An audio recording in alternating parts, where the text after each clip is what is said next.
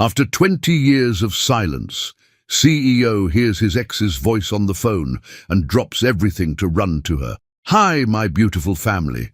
Welcome to Mr. Peter Stories. How are you, my sweet friends? How is your day going today? The day I've been waiting for has finally arrived, our 30th anniversary. Tonight, Binta and I will celebrate not just with a cake, but with a truly romantic evening that's been planned just for us. After all these years, the love we share feels as strong as ever, and tonight I want to make it even more special. We've prepared a cozy setup in our room, with soft candlelight, soothing music, and memories of the beautiful moments we've shared over the years. I can't wait to hold her close, talk about our dreams, and relive the joy of our journey together. It's these intimate moments that make love so magical. I also want to take a moment to thank you all. I came so close to reaching the 10,000 subscriber milestone, but missed it by just 200. Yet, your support and encouragement mean the world to me. Thank you for being part of this family. Tonight's story is a little longer than usual, but I promise it's worth it. A real story from a dear friend that's filled with emotion and inspiration. Before we begin, how did you like the last story? Don't forget to share your thoughts in the comments below. Now let's dive into today's story. The crystal chandeliers cast prismatic shadows across the grand ballroom of the Laurent Tower, their light dancing across Amara Thorne's deep brown skin as she stood in quiet observation. Her fingers absently traced the rim of her untouched champagne glass, a habit she'd developed over countless corporate events just like this one. But tonight felt different. Tonight, the air seemed heavy with unspoken words and shifting possibilities. Across the room, her husband of 10 years, Cyrus Laurent, commanded attention with the ease of a symphony conductor. His tall frame, wrapped in a perfectly tailored Tom Ford suit, moved with practiced grace among Seattle's elite. At 42, he had the kind of presence that made people lean in when he spoke, as if drawn by the gravitational pull of his charisma. His salt and pepper hair, more salt than pepper these days, was styled in a way that spoke of both power and effortless sophistication. Amara watched as he charmed a group of potential investors, his hands moving in elegant gestures as he outlined his latest vision. She knew this dance by heart, had watched him perform it countless times as he built Laurent Technologies from a startup in their garage to the multi-billion-dollar empire it was today. She remembered those early days with a clarity that made her heart ache. The late nights hunched over spreadsheets, the way she'd bring him coffee and remind him to eat, the shared dreams whispered in the dark of their first apartment's bedroom. A waiter passed by, offering to refresh her drink. Amara declined with a gentle shake of her head, her collection of delicate gold bracelets catching the light. At 38, she carried herself with a quiet dignity that turned heads in its own right. Her midnight blue gown, custom-made for the evening, draped her figure in a way that spoke of understated elegance rather than obvious allure. She'd chosen it carefully, as she did everything in their public life, mindful of both their image and Cyrus's preferences. "Mrs. Laurent," a familiar voice drew her attention. "You look absolutely stunning tonight." Marcus Chen, their chief financial officer and one of the few people Amara considered a true friend in their corporate circle, approached with a warm smile. His presence was a welcome reprieve from her increasingly melancholic thoughts. "Marcus," she returned his smile, genuine warmth creeping into her voice. "I thought you were in Singapore until next week." "Flew back early for this. Couldn't miss the announcement of our expansion into the Asian market." He studied her face for a moment, his expression shifting to one of concern. "Is everything all right? You seem just tired," she answered quickly, too quickly perhaps. "The new children's wing at the hospital is demanding more of my time than expected." Marcus nodded, but his eyes held a knowing look that made Amara slightly uncomfortable. Had he noticed the changes too, the subtle shift in Cyrus's behavior over the past few months? The late nights that stretched longer than usual, the missed dinners, the distracted responses to her questions. Across the room, a flash of movement caught her eye. Vivian Sinclair, Cyrus's new executive assistant, had just entered the ballroom. At 28, she was a striking presence in a red dress that seemed to have been painted on, her platinum blonde hair arranged in artful waves. Amara watched as the younger woman made her way directly to Cyrus, touching his arm with familiar ease as she leaned in to whisper something in his ear. Something twisted in Amara's stomach. She'd hired Vivian herself, impressed by the woman's credentials and apparent dedication. Now, watching the way Cyrus's face lit up at whatever Vivian was saying, she wondered if that had been her first mistake. "They've been working closely on the Singapore project," Marcus offered, following her gaze. His tone was careful, neutral, but there was something in it that made Amara's chest tighten. "Yes," she replied, her voice equally measured. "Cyrus speaks very highly of her capabilities." The orchestra began a new piece, something slow and vaguely melancholic. Couples moved onto the dance floor, their formal wear creating a swirling kaleidoscope of colors under the chandeliers. Amara remembered their first dance at their wedding, how Cyrus had held her like she was the most precious thing in his world. He'd been so different then, hungry for success, but still soft around the edges, still capable of showing vulnerability. A wave of nausea suddenly washed over her, strong enough to make her sway slightly. Marcus steadied her with a concerned hand on her elbow. "Amara, are you sure you're all right?" She pressed a hand to her stomach, fighting back the queasiness. This was the third time this week she'd felt ill, though she'd attributed it to stress and lack of sleep. Now, standing here watching her husband laugh at something Vivian had said, a different possibility began to form in her mind. "I just need some air," she managed, already moving toward the terrace doors. The spring night air hit her face like a blessing as she stepped outside. The Seattle skyline spread out before her like a carpet of stars. Behind her, the sounds of the party became muted, as if belonging to another world entirely. Amara gripped the stone balustrade, its cool surface anchoring her to reality as her mind raced. When was her last period? She'd been so busy with the hospital's new wing, so preoccupied with the subtle changes in her marriage that she hadn't been keeping track.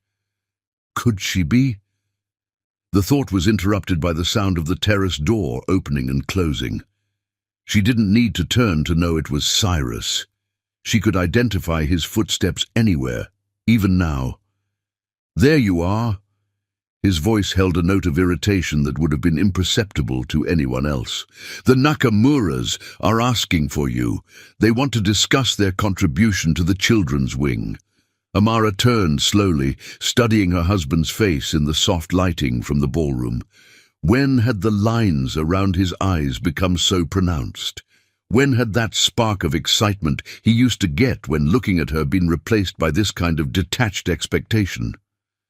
"I'll be right there," she promised, straightening her spine and smoothing down her dress. "I just needed a moment." Cyrus frowned slightly, taking in her pale complexion. For a brief moment, something like concern flickered across his features. "Are you feeling unwell?" The question, delivered in that perfectly modulated voice he used for business associates, made something inside her crack a little. There was a time when he would have crossed the space between them immediately, when his hands would have found her face, when his concern would have been immediate and visceral rather than this polite inquiry. "I'm fine," she lied, forcing a smile. "Just needed some fresh air. The champagne went straight to my head." He nodded, already turning back toward the door. "Don't be too long. We need to present a united front tonight." As he disappeared back into the glittering crowd, Amara allowed herself one moment of complete honesty. Something was ending, had been ending for months now, if she was brave enough to admit it. She could feel it in the growing silences between them, in the way he no longer reached for her in the night, in the subtle but unmistakable distance that seemed to expand with each passing day. The irony of their situation wasn't lost on her. From the outside, they appeared to be living a fairy tale. The brilliant, ambitious CEO and his devoted wife. Their life a perfect balance of professional success and philanthropic endeavors. No one would guess that their marriage was slowly crumbling, like a beautiful sandcastle being eroded by an incoming tide. Taking a deep breath, Amara straightened her shoulders and prepared to return to the party. She was a Laurent, after all, at least for now, and Laurence didn't show weakness in public. But as she reached for the door handle, she allowed herself one last thought. If she really was pregnant, how would that change things? Could a child save what was already broken, or would it only complicate the inevitable? The answer, though she didn't know it yet, would change everything. But for now, she simply plastered on her most convincing smile and stepped back into the light, ready to play her part in what would turn out to be one of the last acts of her marriage to Cyrus Laurent. The night stretched on, a glittering facade masking the fractures underneath. Amara moved through it like a ghost in designer clothing, performing her duties as the perfect corporate wife, while her mind spun with possibilities and fears. She watched Cyrus and Vivian from the corner of her eye, noting every small interaction, every shared glance, every moment of connection that seemed a little too intimate for boss and employee. By the time the last guest had departed and the cleaning crew began their quiet work, Amara felt exhausted in a way that had nothing to do with physical fatigue. Cyrus was still engaged in conversation with a few board members, Vivienne hovering at his elbow like a beautiful shadow. As their driver brought the Bentley around, Amara made a decision. Tomorrow she would buy a pregnancy test. Tomorrow she would face whatever truth awaited her. But tonight, watching her husband laugh at something Vivienne had whispered in his ear, she allowed herself to mourn for what was already lost, even if she wasn't ready to admit it yet. The beginning of the end had arrived, dressed in crystal lights and champagne toasts, in red dresses and whispered confidences, in the growing distance between two people who had once promised to love each other forever. And Amara, standing quietly in the eye of the storm, could only watch as everything she had built her life around began to slowly, inexorably fall apart. Chapter 2. Betrayal's Shadow. The first signs of autumn painted Seattle's skyline in shades of amber and gold, but Amara barely noticed the changing seasons. Her attention was fixed on the small plastic stick in her trembling hands, its 2 pink lines confirming what she had suspected for weeks. Pregnant. The word echoed in her mind like a bell tolling in an empty cathedral. She sat on the edge of their marble bathtub, the test hidden in her palm as the morning sun streamed through the frosted glass windows of their penthouse bathroom. The irony wasn't lost on her. This should have been a moment of joy, a celebration of new life. Instead, she felt a crushing weight of uncertainty pressing against her chest. The past 3 weeks since the corporate gala had been a study in subtle devastation. Each day brought new evidence of the growing distance between her and Cyrus, pieces of a puzzle she never wanted to solve, coming together with cruel clarity. The late-night calls he took in his study, speaking in hushed tones. The sudden business trips that seemed to multiply on his calendar. The way he no longer sought her out in the evenings, preferring to work late at the office. The lingering scent of unfamiliar perfume on his suits. Sweet, young, nothing like her own signature scent. Rising from the bathtub's edge, Amara caught her reflection in the floor-to-ceiling mirror. At 38, she was still striking. Her dark skin glowing, her figure trim despite the barely noticeable swell beginning to form beneath her silk robe. But it was her eyes that held her attention. They carried a shadow of knowledge she couldn't unknow, a pain she couldn't unfeel. The sound of her phone buzzing broke through her reverie. It was Marcus, their CFO, asking if she was free for coffee. Something in his tone suggested this wasn't a social call. "The usual place in an hour," she texted back, already dreading what he might have to say. Dressing carefully in a cream-colored pantsuit that still fit perfectly, Amara tried to ignore the way her hands shook as she fastened her pearl earrings, Cyrus's gift on their 5th anniversary. Each piece of jewelry she owned told a story of their life together, and she wondered absently if she would ever be able to wear any of it again without feeling this ache in her chest. The drive to Pike Place Market was a blur of autumn colors and morning commuters. Their usual cafe, tucked away in a quiet corner of the bustling marketplace, offered a semblance of privacy. Marcus was already waiting at their regular table, 2 steaming cups of coffee before him. As soon as he saw her approach, he stood, his face grave. "I ordered your usual," he said, then paused. "Though perhaps you'd prefer tea." The knowing look in his eyes made Amara's breath catch. Of course he would have noticed. Marcus had known her almost as long as Cyrus had. "How long have you known?" she asked quietly, settling into her chair. "About the pregnancy, or about Vivian?" The name hung in the air between them like smoke. Amara's fingers tightened around the untouched coffee cup, her knuckles whitening with the pressure. "Both, I suppose." Marcus leaned forward, his usually composed features twisted with concern. "The pregnancy I just guessed. You've been avoiding wine at events, and you have that glow about you. As for Vivian... He hesitated, pulling out his phone. "There's something you need to see." The images were crisp, professional, clearly taken by someone who knew what they were doing. Cyrus and Vivian leaving a boutique hotel in downtown Seattle. His hand on the small of her back, intimate and possessive. Another showed them at a private restaurant in Bellevue, their heads close together, sharing what appeared to be a lover's confidence. The timestamps showed a pattern spanning the last 2 months. "I hired someone," Marcus admitted, his voice gentle. "After I noticed certain discrepancies in the expense reports, I needed to protect the company, but more importantly, I needed to protect you." Amara stared at the photos, her world tilting on its axis. She had suspected, had seen the signs, but having the evidence laid bare before her was something else entirely. Each image was a knife to her heart, cutting away at the last threads of denial she had been clinging to. "There's more," Marcus continued reluctantly. "Financial records showing gifts, hotel bookings, private dinners. He's been using his personal accounts, but the pattern is clear. And..." He hesitated again. "There are rumors about a property he's purchased in her name." A property.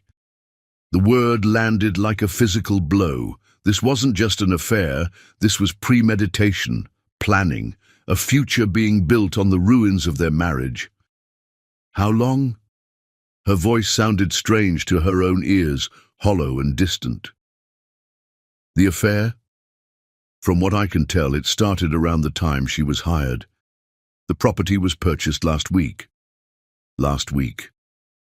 While she had been overseeing the final details of the children's wing at the hospital, a project she had poured her heart into, partly because it gave her something to focus on besides the growing emptiness of her marriage. Cyrus had been planning a future with another woman. The nausea hit her suddenly, and this time it had nothing to do with morning sickness. Excusing herself, she barely made it to the bathroom in time. As she knelt on the cold tile floor, her body rejecting more than just breakfast, tears finally began to fall.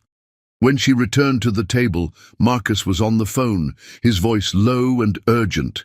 He ended the call as soon as he saw her, concern etched deep in his features. "You should go home," he said softly. "Take some time to think about what you want to do." "But Amara..." He reached across the table, squeezing her hand. "Whatever you decide, you're not alone. Remember that." The drive home was a study in autopilot. Amara's mind raced through memories like pages in a photo album. Their first meeting at a charity gala, where Cyrus had been so nervous he'd spilled his drink on her dress. Their wedding day, when he'd promised to love her forever, his voice thick with emotion. The countless small moments that had built their life together, morning coffee shared in comfortable silence, lazy Sunday afternoons reading in their library, the way he used to look at her across crowded rooms, as if she was the only person who mattered. The penthouse was silent when she arrived home, its pristine surfaces gleaming in the late morning light. Everything was exactly as she had left it, and yet nothing would ever be the same. She moved through the spaces like a ghost, touching familiar objects that suddenly felt foreign under her fingers. In their bedroom, her hand brushed against one of Cyrus's suits hanging in the closet. The faint scent of unfamiliar perfume clung to the fabric, sweet, young, nothing like her own signature scent. It was there, standing in their walk-in closet surrounded by the material evidence of their shared life, that the first surge of anger finally broke through her shock.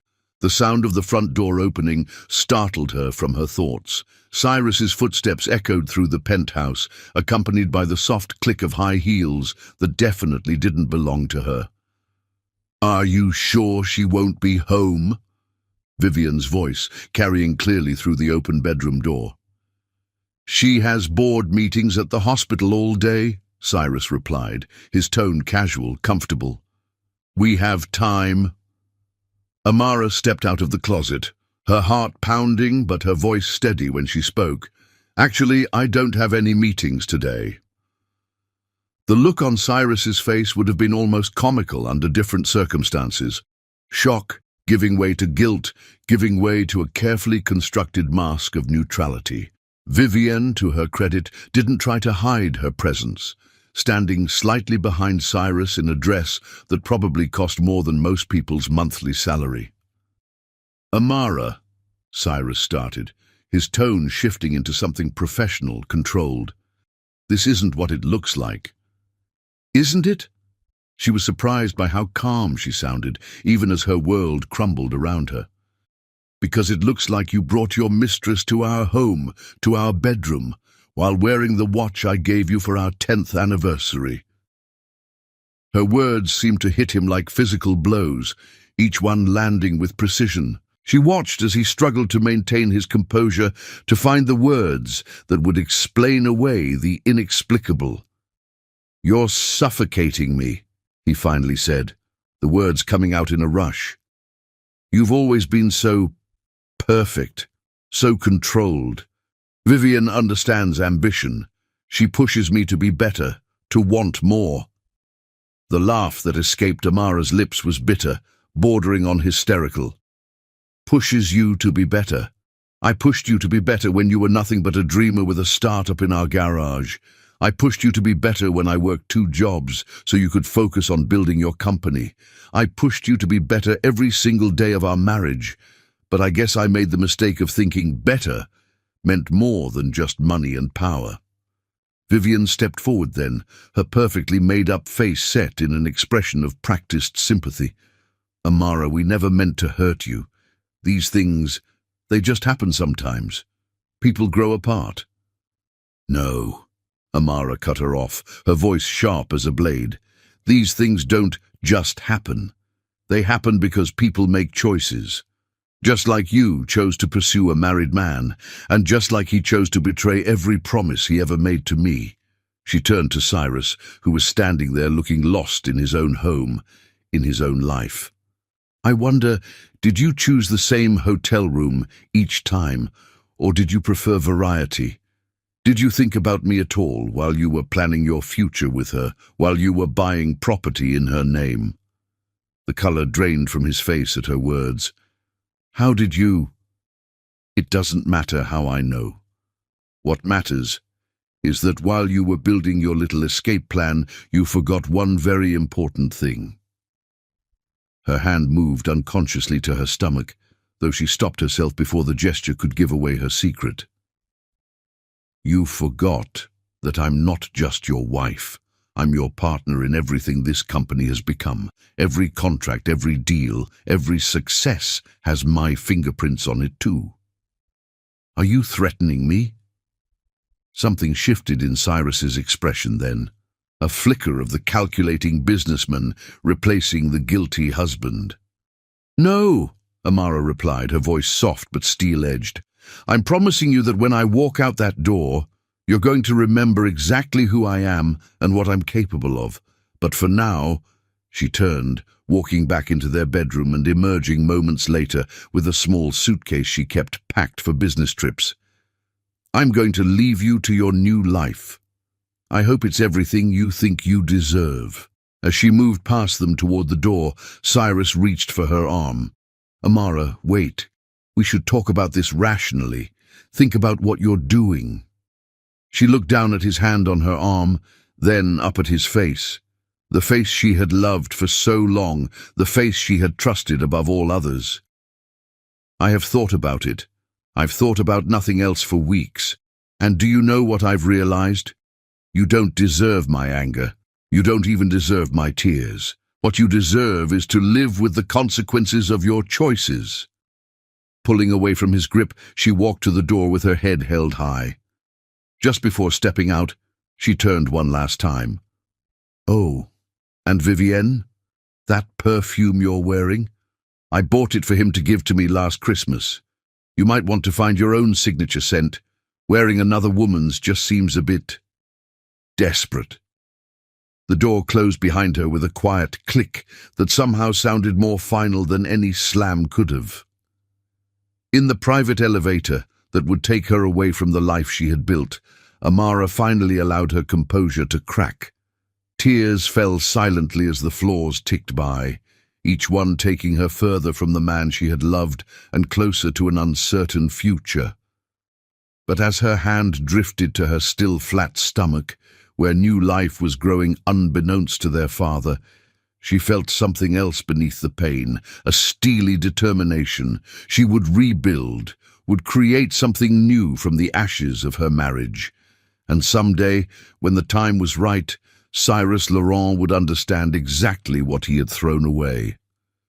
The autumn air hit her face as she stepped out onto the street, carrying with it the promise of change. Behind her, the Laurent Tower rose into the cloudy Seattle sky, its gleaming surfaces no longer representing success and shared dreams, but rather the gilded cage she was finally leaving behind. Ahead of her stretched an unknown path, but for the first time in weeks, she felt like she could breathe. Chapter 3. Unspoken Secrets. Portland greeted Amara with sheets of relentless rain, as if the city itself was weeping the tears she refused to shed anymore. She had chosen this city carefully, close enough to Seattle to remain connected to her hospital board commitments through video calls, yet far enough away to avoid accidental encounters with her past life. The modest two-bedroom apartment she'd rented in the Pearl District was a far cry from the Laurent penthouse. But as she stood at the window watching the rain paint patterns on the glass, she felt something she hadn't experienced in months. Peace. The first ultrasound appointment had been a week after she left Seattle.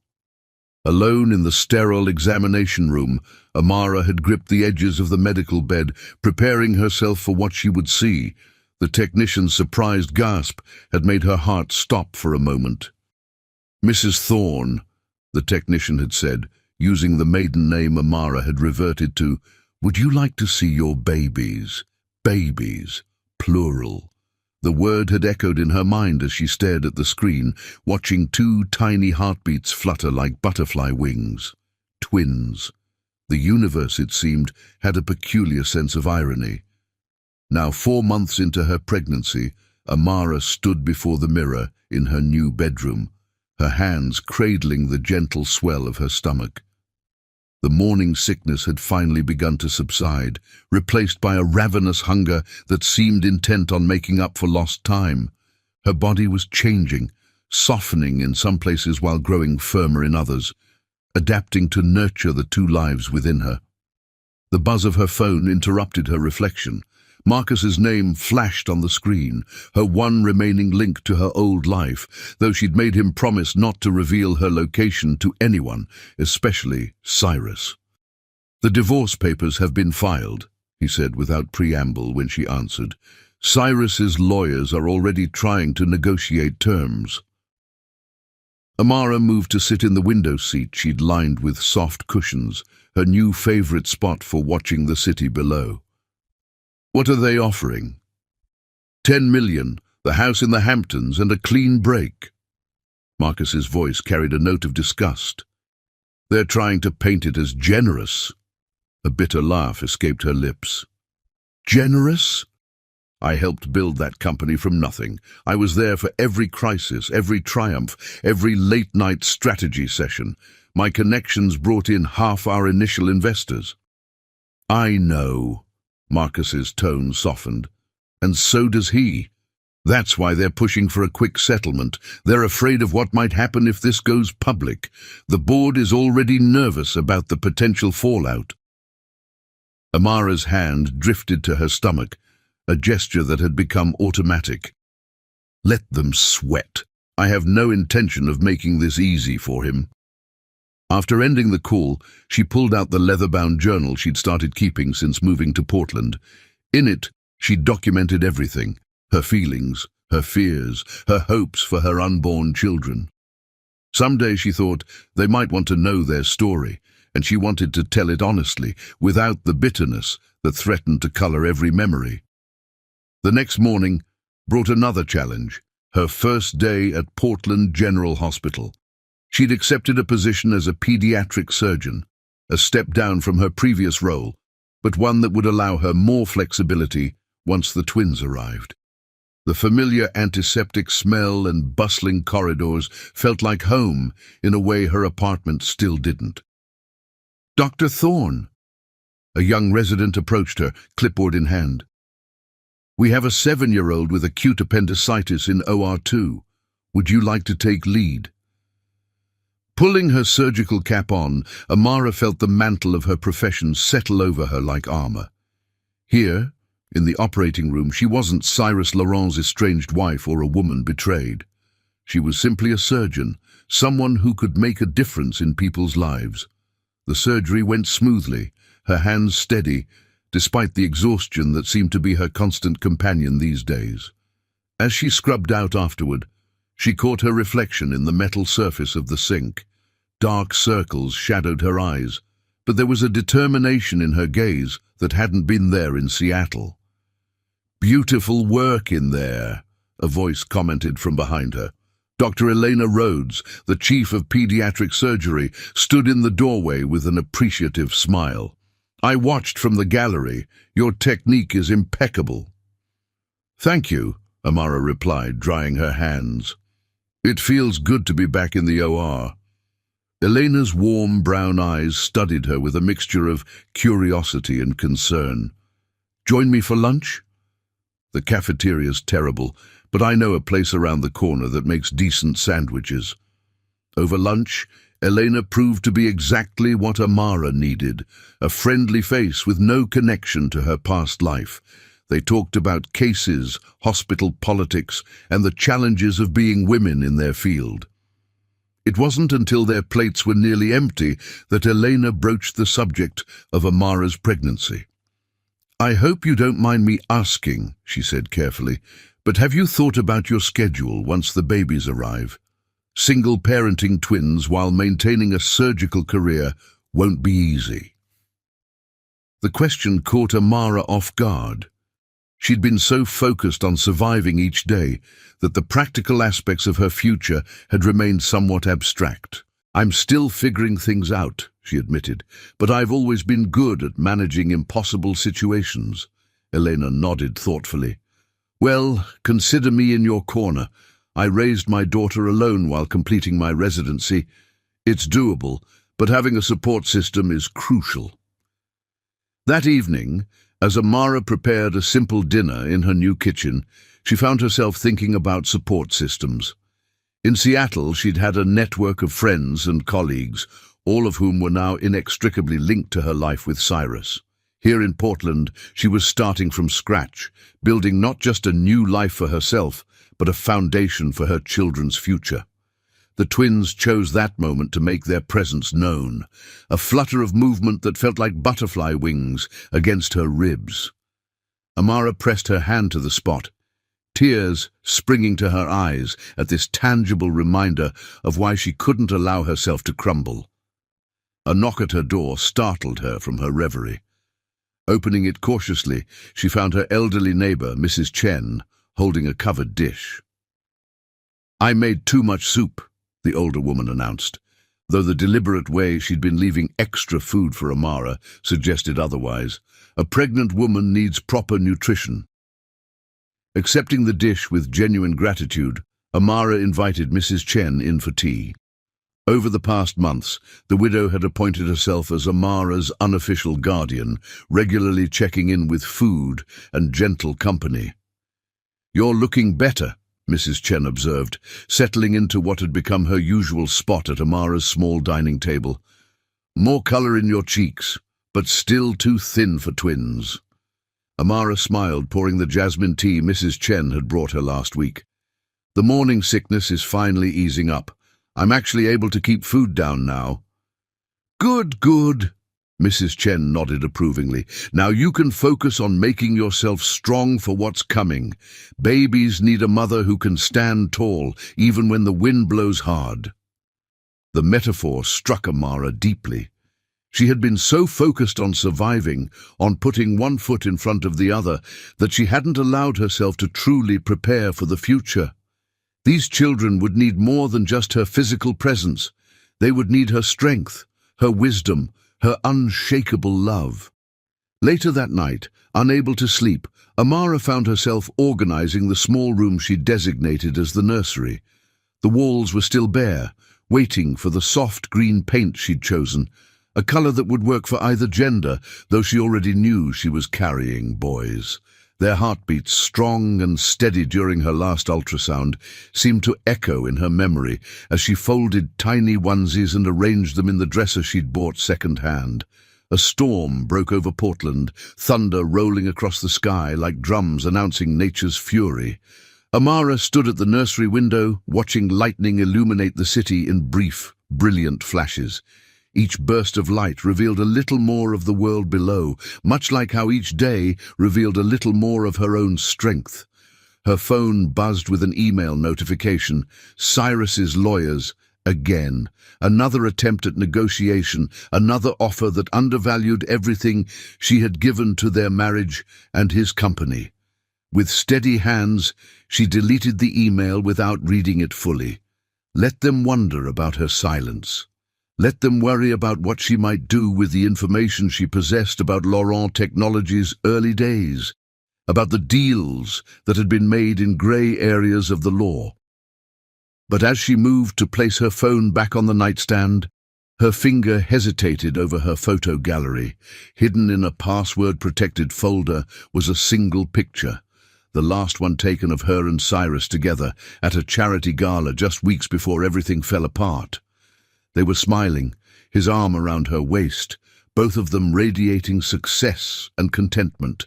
It was a lie captured in pixels, but she kept it anyway, not for herself, but for the day when her sons might ask about their father. The twins stirred again, more forcefully this time, as if responding to her tumultuous thoughts. Amara moved to the rocking chair she'd placed in the corner of the nursery, her hands automatically finding the spots where she could feel their movements most clearly. "Your story begins with love," she whispered to her unborn sons, her voice barely audible above the storm.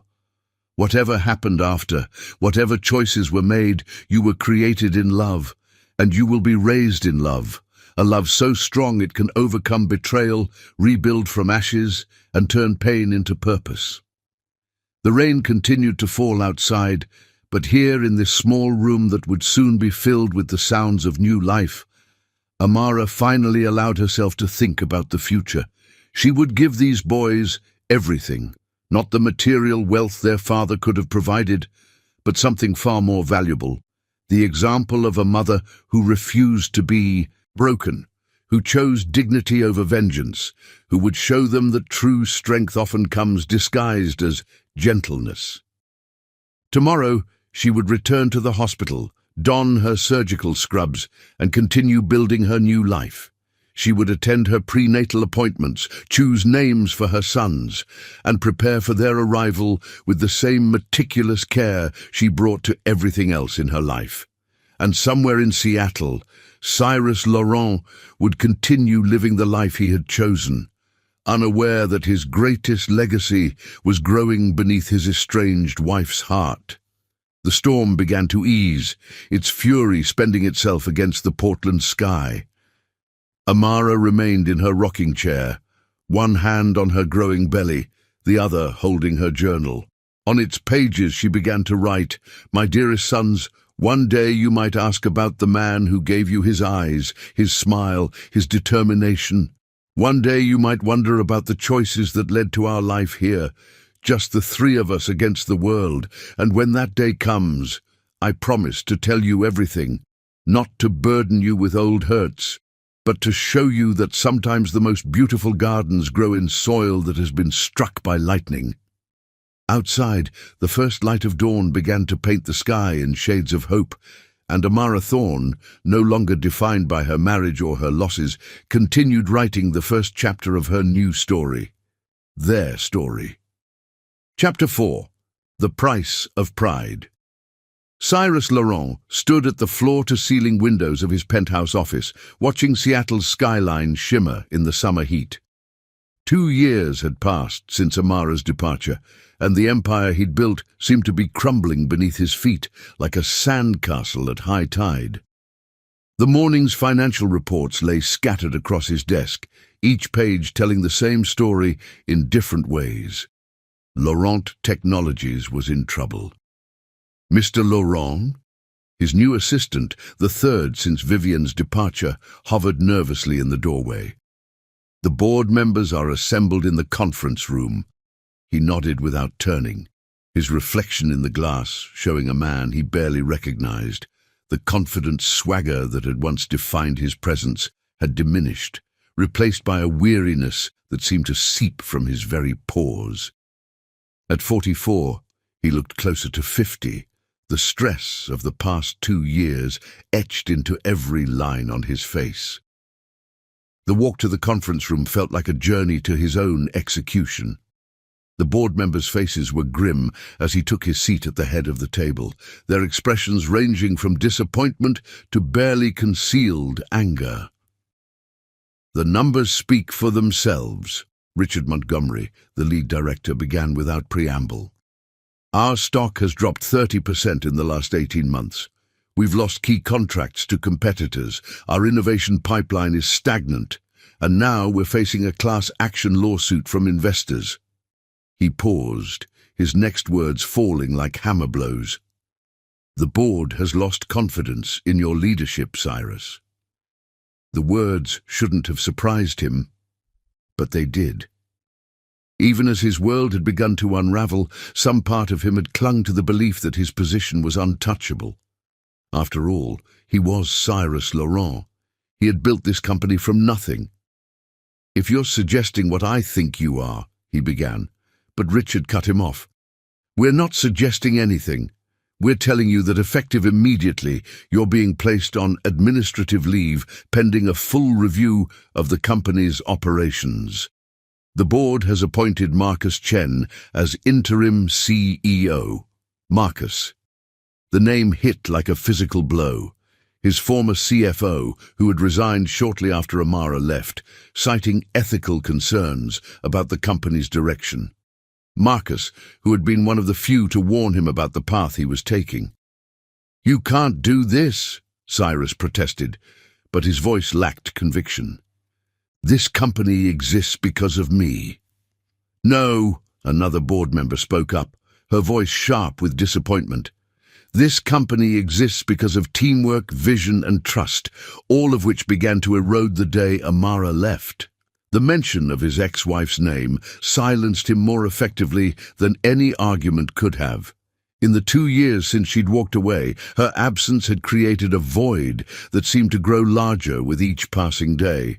It wasn't just her personal presence he missed, it was her insight, her ability to see the bigger picture, her way of smoothing rough edges in dealings with partners and investors. The meeting continued around him, details of the transition being discussed as if he wasn't there. His mind drifted to the last time he'd seen Amara, standing in their penthouse with quiet dignity as his world began its slow collapse. Hours later, Cyrus found himself in his private elevator, a box containing his personal effects in his arms. The same elevator where 2 years ago, Amara had made her final descent away from their shared life. The irony wasn't lost on him. His phone buzzed, Vivian's name flashing on the screen. He declined the call, as he had been doing more frequently lately. Their relationship, born in secrecy and passion, had devolved into something toxic and demanding. The young woman who had once seemed so exciting, so full of possibilities, had revealed herself to be calculating and insatiable in her ambitions. The penthouse felt cavernous and cold when he arrived home. Despite Vivian's attempts to redecorate, to erase all traces of Amara's presence, the space still held echoes of his former life. The kitchen where Amara used to cook Sunday brunches remained mostly unused. Neither he nor Vivian cooked. The library, once filled with the comfortable silence of shared reading sessions, had become just another room to avoid. "Darling?" Vivian's voice carried from the bedroom. "Is that you?" He found her sprawled across their bed, shopping bags from luxury boutiques scattered around her like offerings to some materialistic deity. She sat up at his expression, her perfectly made-up face showing a calculating concern that made his stomach turn. "What's wrong?" "You're home early." "The board," he said flatly, dropping his box of belongings onto a chair. "They've put me on administrative leave. Marcus Chen is taking over as interim CEO. He expected shock, perhaps even outrage on his behalf. Instead, he watched as something like fear flickered across Vivian's features before she carefully composed them into a mask of sympathy. "Well," she said slowly, "perhaps this is an opportunity. We could take that trip to the Maldives we've been discussing. Use this time to plan our next moves." "Our next moves," he laughed, the sound harsh and bitter. "Vivian, there are no next moves. The company is tanking. The board has effectively fired me, and our personal accounts—" He trailed off, thinking of the latest bank statements he'd been avoiding. "What about our accounts?" Her voice had taken on a sharp edge. "We're bleeding money. You're spending—" He gestured at the shopping bags. "It's not sustainable." "My spending?" She stood now, her designer dress rustling with the movement. "I thought you said money wasn't an issue. You promised me a certain lifestyle, Cyrus." And there it was, the ugly truth he'd been avoiding. While Amara had stood by him when he had nothing but dreams and determination, Vivian had arrived at the peak of his success, expecting only the fruits of labor she hadn't shared. "Things change," he said quietly. "Yes," she replied, her tone turning cold. "They certainly do." Over the next week, Cyrus watched as Vivian's true nature revealed itself fully. The passionate lover who had once made him feel young and powerful transformed into a desperate woman clinging to luxury she felt entitled to. When he finally refused to approve another excessive purchase, she exploded. "You promised me everything," she screamed, throwing a crystal vase against the wall. "You said we would have it all." "I was wrong," he admitted, the words tasting like ashes in his mouth. "I was wrong about a lot of things." The divorce papers arrived 3 days later, served alongside headlines announcing Laurent Technologies' stock plummet and his removal as CEO. Vivian's lawyers were aggressive, demanding alimony that would maintain her in the style to which she'd become accustomed. In the end, she walked away with half of what remained of his personal fortune, a fortune already diminished by her excessive spending and the company's downturn. Alone in the penthouse that had once been filled with love and laughter, Cyrus found himself standing in front of the built-in wine cooler, his hand hovering over a bottle of Amara's favorite red wine. She'd left it behind, along with so many other things that had once defined their life together. The memory hit him with unexpected force. Amara, curled up on their terrace sofa, a glass of this same wine in her hand, discussing their dreams for the future. How many times had they sat there together, planning and hoping? How many quiet evenings had they spent building not just a company, but a life? His phone buzzed again. Another article about Laurent Technologies' declining fortunes. The business news was ruthless in its analysis of his fall from grace, with one journalist particularly noting the correlation between the company's downturn and Amara's departure. Sources close to the company suggest that Amara Thorne Laurent's exit marked the beginning of Laurent Technologies' decline. Known for her strategic insight and strong relationships with key investors, her absence left a void that proved impossible to fill. While Cyrus Laurent built the company's foundation, it was perhaps his wife's quiet influence that truly made it soar. The truth of those words hit harder than any board meeting or financial report. In pursuing what he had thought was passion and excitement with Vivian, he had lost not just his wife, but his truest partner, his most loyal supporter, his moral compass. Moving through the penthouse, Cyrus found himself in his home office, surrounded by the trappings of success that now felt hollow. On his desk, buried under papers, was a photo he hadn't been able to bring himself to remove, taken at the opening of their first real office, him and Amara standing before the modest building with matching grins of triumph. They had been so young, so full of hope and determination. He picked up the photo, his fingers tracing Amara's smile.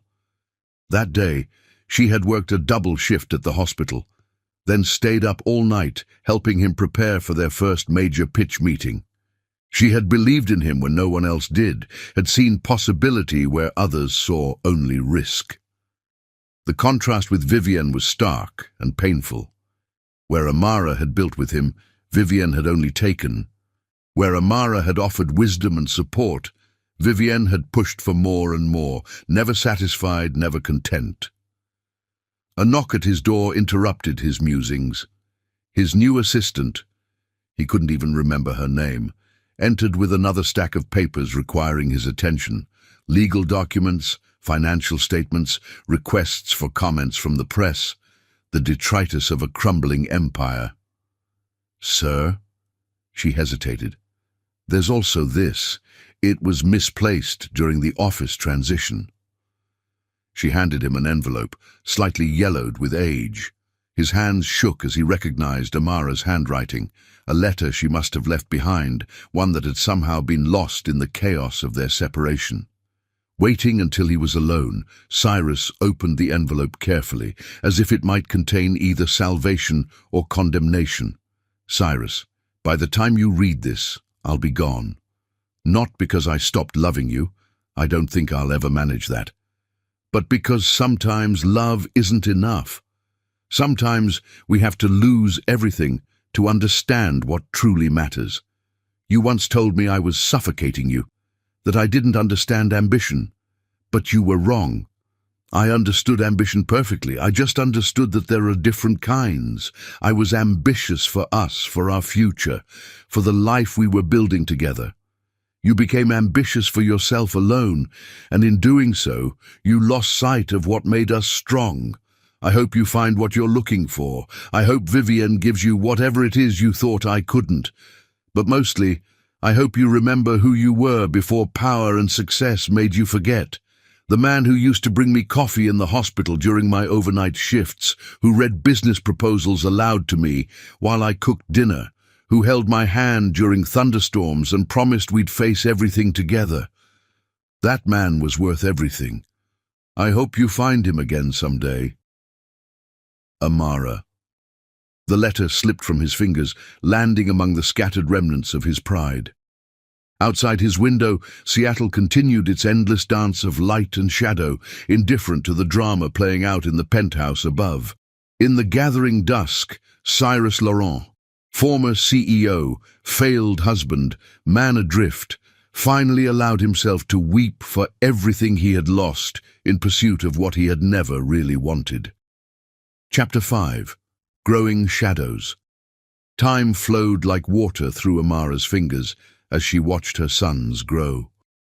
19 years passed in a kaleidoscope of first steps, scraped knees, school achievements, and the countless small moments that made up a life rebuilt from ashes. The twins, Kai and River, had grown into young men who carried echoes of their father in their features, but possessed their mother's quiet strength and determination. On a crisp autumn morning in Portland, Amara stood in her kitchen, watching her sons prepare for another day at the university. At 19, they were studies in contrasts despite their identical DNA. Kai, the older by 3 minutes, moved with the precise grace of someone destined for medicine, his dark eyes carrying the same analytical depth that had once drawn her to Cyrus. River, more laid back but equally brilliant, had inherited his father's head for business, though his approach was tempered by an emotional intelligence that Cyrus had never possessed. "Mom, have you seen my anatomy textbook?" Kai called from the living room, his voice carrying the slight edge of stress that appeared before every major exam. "Check under your statistics homework," River replied before Amara could answer, not looking up from the business proposal he was reviewing. "You left it there last night when you were trying to convince me that the human body is more complex than market analytics." Amara smiled, remembering similar discussions between herself and Cyrus in their early years. The boys' different interests had emerged early, Kai performing surgery on his stuffed animals, while River organized elaborate trading systems for Halloween candy. "Your father would be proud," Mrs. Chen had commented once, watching the twins at study.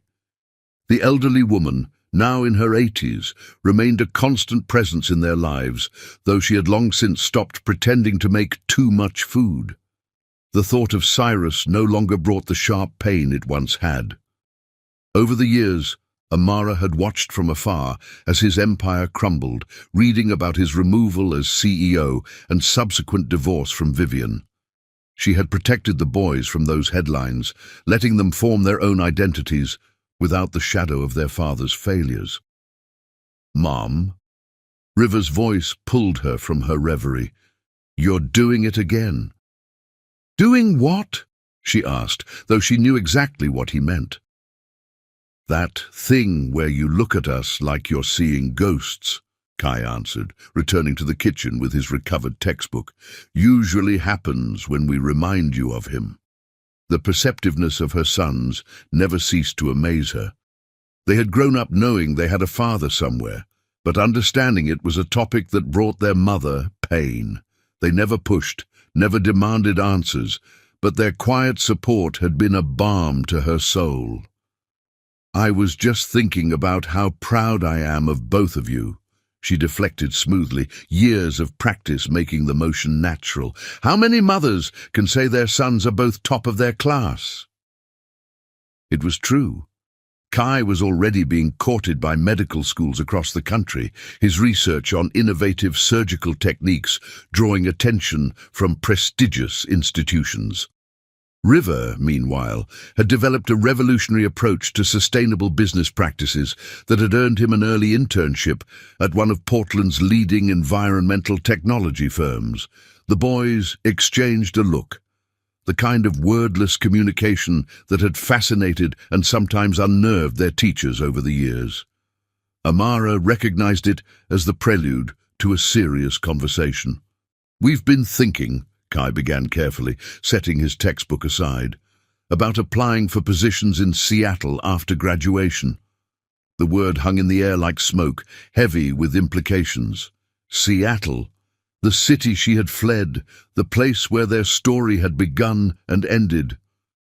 Amara's hands tightened around her coffee cup, but her voice remained steady. "There are excellent opportunities in Seattle," she acknowledged. "Some of the best hospitals in the country, and the tech sector is still strong, despite—" She trailed off, catching herself before mentioning Laurent Technologies' decline. "Despite our father's company's problems," River finished quietly. At her startled look, he smiled sadly. "Mum, we've known for years. It wasn't hard to figure out once we started looking into Seattle's business community. The timeline of Laurent Technologies' rise and fall matches perfectly with our birth and the changes in the company's leadership." Kai moved to stand beside her, his height, so like Cyrus's, making her feel suddenly small. "We didn't say anything because we knew you had your reasons for keeping it quiet, but we're adults now, Mom. We can handle the truth."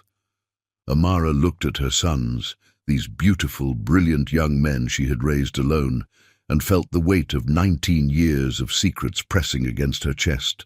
They deserved the truth, had earned it through their quiet understanding and unwavering support. Moving to the living room, she retrieved a wooden box from the highest shelf of her bookcase. Inside were the few mementos she had allowed herself to keep, photos from happier days, newspaper clippings about Laurent Technologies' early successes, the single ultrasound image that had revealed she was carrying twins. "Your father," she began, her voice soft but steady, "was the most brilliant man I'd ever met when I first knew him. He had dreams bigger than the sky and the determination to reach them. We built something amazing together, not just his company, but a life we thought would last forever." The twins settled on either side of her on the couch, their presence both comforting and encouraging. She showed them the photos, watching their faces as they saw their father for the first time. Young, ambitious Cyrus, with his arm around her waist, both of them glowing with success and love. "What happened?" River asked, though his tone suggested he had already pieced much of it together. "Success changed him," Amara answered honestly. "Or perhaps it just revealed who he truly was. He forgot what was important, chose power and excitement over loyalty and love. By the time I discovered I was pregnant with you both, our marriage was already crumbling." "Because of Vivienne Sinclair," Kai supplied, his medical training evident in the clinical way he approached even emotional subjects. "We found articles about their marriage and divorce too." Amara nodded, surprised to find that the old pain had dulled to a distant ache. "I left before I started showing. Came to Portland to start over, to give you both a chance at a life untainted by scandal and bitterness." "But you never told him about us," River stated, his business mind calculating the implications. "A decision that probably saved Laurent Technologies from even earlier collapse, considering the potential stock impact of a secret family revelation." "I never told him," Amara confirmed, "not out of spite, but because I wanted you to have the freedom to become your own people, without the weight of his name or the expectations it would bring." Kai picked up one of the photos, studying his father's face with professional detachment. "We have his eyes," he observed, "and River has his smile, though he uses it more kindly, I think." The observation startled a laugh from Amara. "You both have his drive, his intelligence, but you have something he lost along the way. Perspective. The understanding that success means nothing if you sacrifice your soul to achieve it." They sat in companionable silence for a while, the boys absorbing the story of their origin while Amara watched the play of emotions across their faces. Finally, River spoke again. "The Seattle positions," he said carefully. "They're not just random opportunities. I've been offered a junior executive role at a firm that's positioning itself to acquire what's left of Laurent Technologies and Kai. I've been invited to interview for a surgical residency at the hospital where you used to work," Kai finished. "We thought maybe it's time to face the past, not just for us, but for you too, Mom." Amara looked at her sons, seeing in them all the best parts of herself and Cyrus. tempered by wisdom beyond their years. They had grown into men any mother would be proud of, any father would be honored to know. "Your father's company is still there," River continued, pulling out his tablet to show her the latest financial reports. "Struggling, but salvageable with the right leadership. The board is looking for new blood, fresh perspectives. They don't know who I am, but my proposals have caught their attention. And the hospital's pediatric surgery department is being revolutionized," Kai added. "They're implementing some of the techniques I've been researching. It would be a perfect fit." The implications of what they were suggesting washed over Amara like a wave. Seattle. The city of her greatest triumphs and deepest wounds, the place where these beautiful boys had been conceived in love, if not born in it. "You don't have to decide now," River assured her, reaching for her hand. "We just wanted you to know that we're ready, ready to know our father, ready to face whatever comes with that knowledge. But only if you're ready too." Kai took her other hand, completing the circle. "We've had 19 years of being just us, Mum. Maybe it's time to write the next chapter of our story." Amara looked at her sons, these miracle boys who had grown into extraordinary men, and felt something shift in her heart. Perhaps it was time. Time to step out of the shadows of the past, to let her sons claim their heritage, not just the Laurent name, but the truth of their own strength. "Your father's going to be shocked," she said finally, a smile tugging at her lips. 2 brilliant sons he never knew he had, both poised to enter his world at once. 3 brilliant people he lost, River corrected gently. "Don't forget yourself, Mum. You're part of this story too." As the morning sun streamed through the windows of their Portland home, Amara Thorne sat surrounded by the evidence of her past and the promise of her future. Her sons, these beautiful amalgamations of love and loss, of endings and beginnings, were ready to step into the light. The shadows that had haunted their lives for 19 years were finally beginning to recede, making way for whatever new chapter awaited them in Seattle. Whether Cyrus Laurent was ready for that chapter remained to be seen, but Amara knew one thing with certainty. Her sons would face whatever came with the same quiet strength that had carried their mother through 19 years of silence. Chapter 6. The Call. Fate, Amara had learned, had its own timing. She sat in her Portland living room, staring at the genetic test results spread across her coffee table while rain drummed against the windows. 20 years of carefully maintained distance teetered on the edge of collapse, all because of a rare genetic marker that had appeared in her son's blood work. Kai paced the room, his doctor's mind racing through medical implications. The marker affects how certain medications are metabolized. It's not immediately dangerous, but knowing about it could be crucial in an emergency. He paused, looking at his brother. River's reaction to the pre-employment physical proves that. River, still pale from his hospital stay, sat wrapped in a blanket in their mother's favorite armchair. "We need to know if this runs in his family," he said quietly. "It's not just about medical history anymore. This could affect both our careers." The genetic marker had been discovered during Kai's routine medical screening for his residency at Seattle Grace Hospital. Further testing had revealed both twins carried it, but Amara's results showed no trace. The implications were clear. It had to come from their father's side. "Mom," Kai said gently, kneeling beside her chair. "We've respected your silence about Dad for 20 years, but this is different. This is about our health." Amara's hands trembled slightly as she reached for the old address book she'd kept all these years. The leather was worn, the pages yellowed, but Cyrus's number remained unchanged. She'd checked periodically over the years, telling herself it was just in case of emergency. "I have his number," she admitted. "I've always had it, I just never thought I'd have a good enough reason to use it." River moved to sit on the arm of her chair, his business mind already calculating possibilities. We could have our lawyers contact him, or the hospital could make it a formal medical inquiry. No, Amara said firmly. If we're doing this, he deserves to hear my voice. After 20 years, I owe him that much. The twins exchanged glances, their silent communication carrying 2 decades of watching their mother navigate memories of their father. They had pieced together parts of the story over the years. The brilliant businessman who had chosen ambition over love, the betrayal that had sent their mother fleeing to Portland, the empire that had crumbled in her absence. In his downtown Seattle office, Cyrus Laurent sat reviewing the latest disappointing financial reports. At 58, he carried his age with the weight of regret rather than wisdom.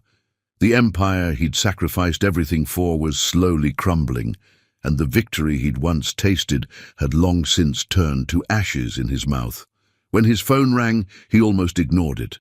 The board meeting had gone poorly, and he had no desire to field more calls about the company's decline. But something, instinct, fate, or perhaps the hand of destiny itself, made him reach for the receiver. "Laurent," he answered, his voice carrying the automatic authority he'd never quite lost. The silence on the other end stretched just long enough to make him consider hanging up. Then, Cyrus. One word. His name spoken in a voice he'd heard in dreams and nightmares for 20 years. A voice that still held the power to stop his world on its axis. In Portland, Amara closed her eyes, drawing strength from her son's presence. Kai had moved to sit on her right, while River remained perched on the chair's arm to her left. Their collective heartbeats seemed to fill the room. Amara. Cyrus's voice cracked on her name, disbelief warring with a sudden, desperate hope. After all this time? Yes, she managed, her voice steadier than she felt. We need to talk. It's important. 20 years, he said, and she could hear the bitterness seeping through. 20 years of silence, and now you need to talk. The twins tensed on either side of her, their protective instincts flaring. Amara reached out, touching each of their hands, drawing strength from the sons who had been her anchor for so long. There's been a medical situation, she said carefully. Nothing immediately life-threatening, she added quickly, hearing his sharp intake of breath. But it involves genetic factors that we need to discuss. In person. The silence that followed was heavy with unspoken questions.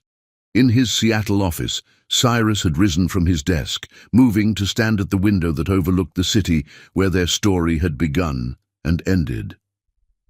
Medical situation. His voice had lost its edge of bitterness, replaced by genuine concern. Amara, are you sick? No, she replied softly. But this conversation shouldn't happen over the phone. Can you meet me? In Seattle?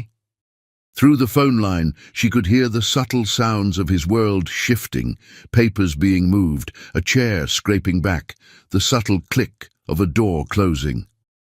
Name the time and place, he said finally. I'll clear my schedule. They arranged to meet at the Four Seasons, neutral territory that held no memories for either of them. As Amara ended the call, her hands were steady, but her heart raced with the magnitude of what was to come. Mom? Kai's voice was gentle, concerned. Are you okay? She looked at her sons, these beautiful young men who carried their father's features tempered by time and wisdom. In Kai's analytical gaze and River's strategic mind, she saw echoes of Cyrus's brilliance, but softened by the compassion she had tried to instill in them. I'm fine, she assured them, though her voice wavered slightly. But I think it's time for you both to pack. We're going to Seattle. The next 24 hours passed in a blur of preparation. River rescheduled his business presentation while Kai arranged coverage for his hospital duties. Mrs. Chen appeared with enough food to feed them for a week, her elderly face creased with concern as she helped them pack. You tell that man, she said firmly, pressing another container of soup into Amara's hands. You tell him what he missed. These boys, she patted River's cheek affectionately, these boys are worth more than any company. In Seattle, Cyrus sat in his penthouse, a glass of untouched scotch before him. Amara's voice echoed in his mind, bringing with it a flood of memories he'd spent years trying to suppress. The way she'd looked on their wedding day, her quiet strength during the company's early struggles, the dignity with which she'd walked away when he'd destroyed everything they'd built together. His phone buzzed with messages from board members, lawyers, people demanding his attention for what remained of his crumbling empire. He ignored them all, his mind fixed on the meeting to come. What medical situation could be so important that Amara would break 20 years of silence? And why did her voice carry an undertone he couldn't quite identify, something that seemed to hint at revelations yet to come?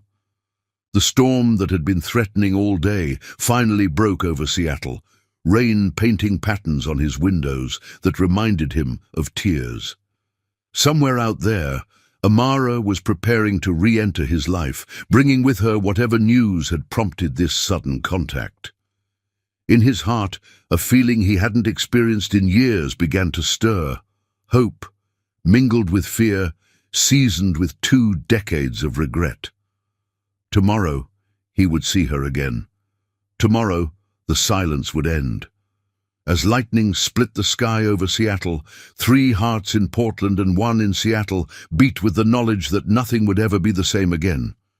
The carefully maintained distance of 20 years was about to collapse, bringing with it revelations that would shake the foundations of everything Cyrus Laurent thought he knew about love, loss, and the true meaning of legacy. The twins, watching their mother pack a small overnight bag, exchanged glances heavy with understanding. They had spent their lives protecting her, just as she had protected them. Now they would stand beside her as she faced the past she had fled 2 decades ago. "Whatever happens," River said quietly, "we're in this together." Kai nodded, his medical training evident in the way he monitored their mother's stress levels. "All 3 of us." Amara smiled at her sons, love and pride mixing with anticipation in her chest. 20 years ago, she had left Seattle with nothing but her dignity and the secret of new life growing beneath her heart. Tomorrow, she would return with the living proof of both her greatest loss and her greatest triumph. As the storm raged outside their windows, 3 tickets to Seattle lay on the kitchen counter, physical manifestations of the journey they were about to undertake. In less than 24 hours, Cyrus Laurent would learn that his legacy wasn't just the company he had built and lost, but the 2 remarkable young men who carried his blood and their mother's wisdom. The call that had set everything in motion ended, but its echoes would continue to resonate through their lives, like thunder rolling across the Pacific Northwest sky. The time for silence was over. The time for truth had come. Chapter 7. Recognition. The Seattle morning dawned in shades of steel and silver, the aftermath of the storm lending the city an ethereal quality. Cyrus Laurent stood before the mirror in his penthouse, adjusting his tie for the 3rd time. 20 years had etched their story on his face. Deeper lines around his eyes, silver threading through his once dark hair, a heaviness in his shoulders that spoke of burdens carried too long. His phone buzzed with a message from Amara. "Change of plans. Meet me at Seattle Grace Hospital, room 742. It's important." The hospital. His heart stuttered at the implications. Had she downplayed the seriousness of the medical situation? His hand shook slightly as he grabbed his keys, all thoughts of the morning's board meeting forgotten. Across the city, in a private hospital room, Kai sat beside River's bed, monitoring his twins' vital signs with professional detachment that barely masked his personal concern. The genetic marker they'd discovered had triggered an unexpected reaction to the routine pre-employment physical River had undergone that morning, landing him in the hospital instead of the Four Seasons, where they'd planned to meet their father. Your pressure's still elevated, Kai noted, frowning at the monitors. Are you sure you want to do this today? River managed a weak smile, his complexion pale but his determination unchanged. 20 years of waiting, little brother. What's a few more hours? I'm 3 minutes older, Kai corrected automatically, their familiar banter providing comfort in the sterile hospital room. Amara stood by the window, her elegant black dress a stark contrast to the institutional whites and beiges of the hospital room. She'd planned her outfit carefully for their intended meeting at the hotel, wanting to project strength rather than nostalgia. Now, watching her sons support each other as they always had, she wondered if fate hadn't engineered a better reunion than she could have planned. The sound of footsteps in the corridor made them all freeze. Kai moved instinctively closer to his brother's bed, while Amara remained by the window, her silhouette backlit by the morning sun. Cyrus Laurent appeared in the doorway, like a man stepping out of memory. Older, greyer, but still carrying himself with the authority that had once commanded boardrooms. He stopped abruptly at the threshold, his eyes finding Amara first, then sliding to the two young men by the hospital bed. The moment stretched like glass about to shatter. Cyrus stared at Kai, then River, his mind struggling to process what his eyes were telling him. He saw his own eyes looking back at him, his father's jawline, the dimple in River's cheek that matched his own. Amara. His voice cracked on her name, 1,000 questions contained in those 3 syllables. She turned fully to face him, her composure perfect, but her hands clasped tightly together. Hello, Cyrus. Thank you for coming. Mom? River's voice was soft, but carried clearly in the silent room. That single word, Mom, hit Cyrus like a physical blow. His knees weakened, and he grabbed the doorframe for support. 20 years, he whispered, his eyes never leaving the twins. 20 years, and you never— Perhaps we should sit, Amara suggested, her doctor's training taking over as she noticed his pallor. This is a lot to process. Kai had already moved to guide Cyrus to a chair, his medical instincts overriding any personal feelings. Deep breath, sir. Your color's not good. Leather struck Cyrus as darkly funny. This young man, who was clearly his son, addressing him so formally. A laugh that was dangerously close to a sob escaped his lips. How? He managed finally, looking at Amara. When? I was already pregnant when I left, she answered quietly. I found out the week everything fell apart. The timing. It didn't seem right to tell you then. River shifted in his hospital bed, drawing Cyrus's attention. What happened? He asked, noting his son's pale complexion and the medical equipment surrounding him. A genetic marker, Kai explained, slipping into doctor mode, one that affects how certain medications are metabolized. It showed up in our pre-employment screenings. River had an adverse reaction during his physical this morning. Pre-employment? Cyrus latched onto the detail, his business mind trying to find solid ground in the midst of emotional chaos. I was supposed to interview at Laurent Technologies today, River admitted. They don't know who I am, of course. Just another MBA with some innovative ideas for rebuilding struggling companies. The irony wasn't lost on Cyrus, his unknown son, applying to save the company he would have inherited if things had been different. And you? He asked Kai, drinking in the sight of both young men as if afraid they might disappear.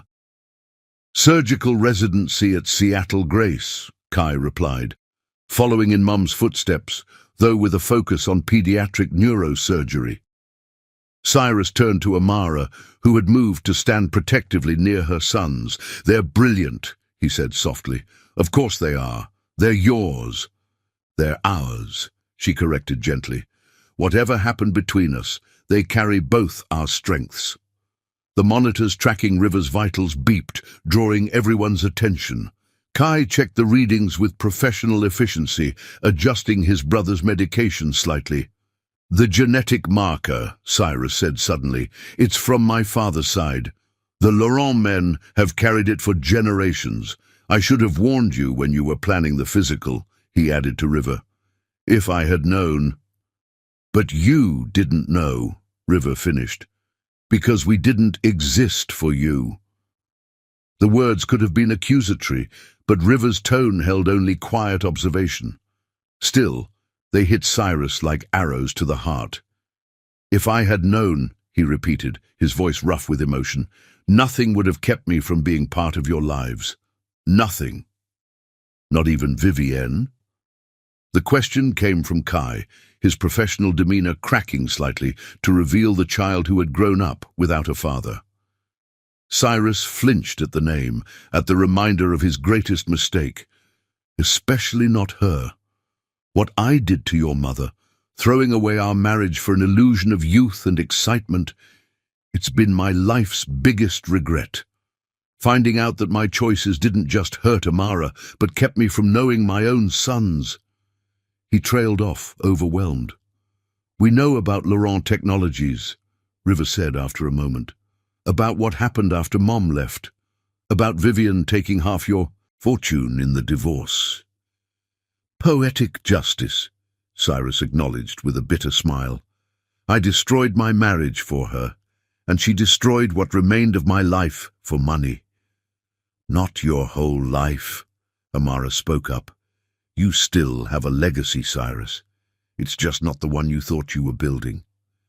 He looked at his sons, truly looked at them. Kai, with his healer's hands and compassionate eyes. River, whose innovative mind might save the company that should have been his birthright. Both of them carrying his features, but their mother's strength of character. "Tell me everything," he pleaded softly. "Tell me about their first steps, their first words. Tell me who they are." And so, in that hospital room with its rhythmic beeping and antiseptic smell, Amara began to tell the story of their sons. She spoke of Kai's early fascination with her medical textbooks, of River's entrepreneurial schemes in elementary school. She told him about the time they caught chickenpox together at age 6, about their joint science fair victory in 8th grade, about the proud moment when they both graduated as co-valedictorians of their high school class. Cyrus listened with hungry attention, his eyes moving between his sons as if trying to memorize their faces, to see in them the babies and children he had missed. The boys, young men really, added their own perspectives, filling in the gaps in their mother's narrative. As morning stretched into afternoon, nurses came and went, checking River's vitals and adjusting his medications. Kai collaborated with them effortlessly, his future role as a doctor already evident in his confident interactions with the medical staff. "You've done an amazing job with them," Cyrus said quietly to Amara during a lull in the conversation. "They're everything I could have hoped for in sons, and nothing I deserved." "They're not a punishment, Cyrus," she replied, watching as Kai explained something medical to his brother. "They're a gift, one I probably should have shared sooner." "No," he shook his head. "You were right to protect them. The man I was then, I wouldn't have been a good father. I barely managed to be a decent human being." The honesty in his voice made Amara look at him, really look at him, for the first time since he'd entered the room. The arrogant CEO was gone, replaced by someone older, wiser, and infinitely more human. "The genetic marker," River spoke up from his bed. "It's not dangerous long-term, is it?" "No," Cyrus assured him quickly. "Once we know it's there, it's manageable. I'll have my medical records sent over. There's a whole family history that you both should know about." "Family history," Kai repeated thoughtfully. "I suppose we have grandparents we've never met?" "Had," Cyrus corrected gently. "My parents passed away a few years ago. But there are albums, stories, a heritage that belongs to you both. If you're interested in knowing about that side of your family." The twins exchanged one of their wordless looks. Then River spoke for both of them. We'd like that. Not just the medical history, but all of it. We've spent our whole lives knowing only half of who we are. You know the best half, Cyrus said, glancing at Amara, but I'd be honored to share what I can, if you'll let me. The moment was interrupted by River's doctor arriving for rounds. As the medical professional began reviewing charts and asking questions, Cyrus watched in amazement as Kai seamlessly joined the discussion, his medical knowledge evident in the sophisticated questions he posed about his brother's treatment. Standing slightly apart, Amara observed the scene with complex emotions, her sons finally meeting their father, Cyrus humbled and grateful for any small part they might allow him in their lives, the past and present colliding in ways she could never have predicted. "They'll be releasing me tomorrow," River announced after the doctor left. The reaction was severe but short-lived, thankfully. "I'd like—" Cyrus began, then stopped, uncertainty evident in his voice. "That is, if you're all willing. Perhaps we could have dinner tomorrow night. Start getting to know each other properly." The twins looked to their mother, their automatic deference to her feelings touching Cyrus deeply. Amara considered for a moment, then nodded slowly. "Dinner would be good," she agreed. "There's a lot more to discuss, and River needs to rest today." "I'll make reservations," Cyrus offered, standing reluctantly, "and I'll have those medical records sent over right away." He moved toward the door, then turned back. "Thank you," he said softly, "for letting me know them, even if it's 20 years late." As he left the room, his steps slightly unsteady, Amara watched him go with a mixture of emotions she couldn't quite name. The twins waited until his footsteps had faded before speaking. "Well," River said thoughtfully, "he's not quite what I expected." "He's exactly what I expected," Kai countered, "but also completely different." Amara smiled at her son's observations. "People change," she said softly. "Sometimes it takes losing everything to become who you should have been all along."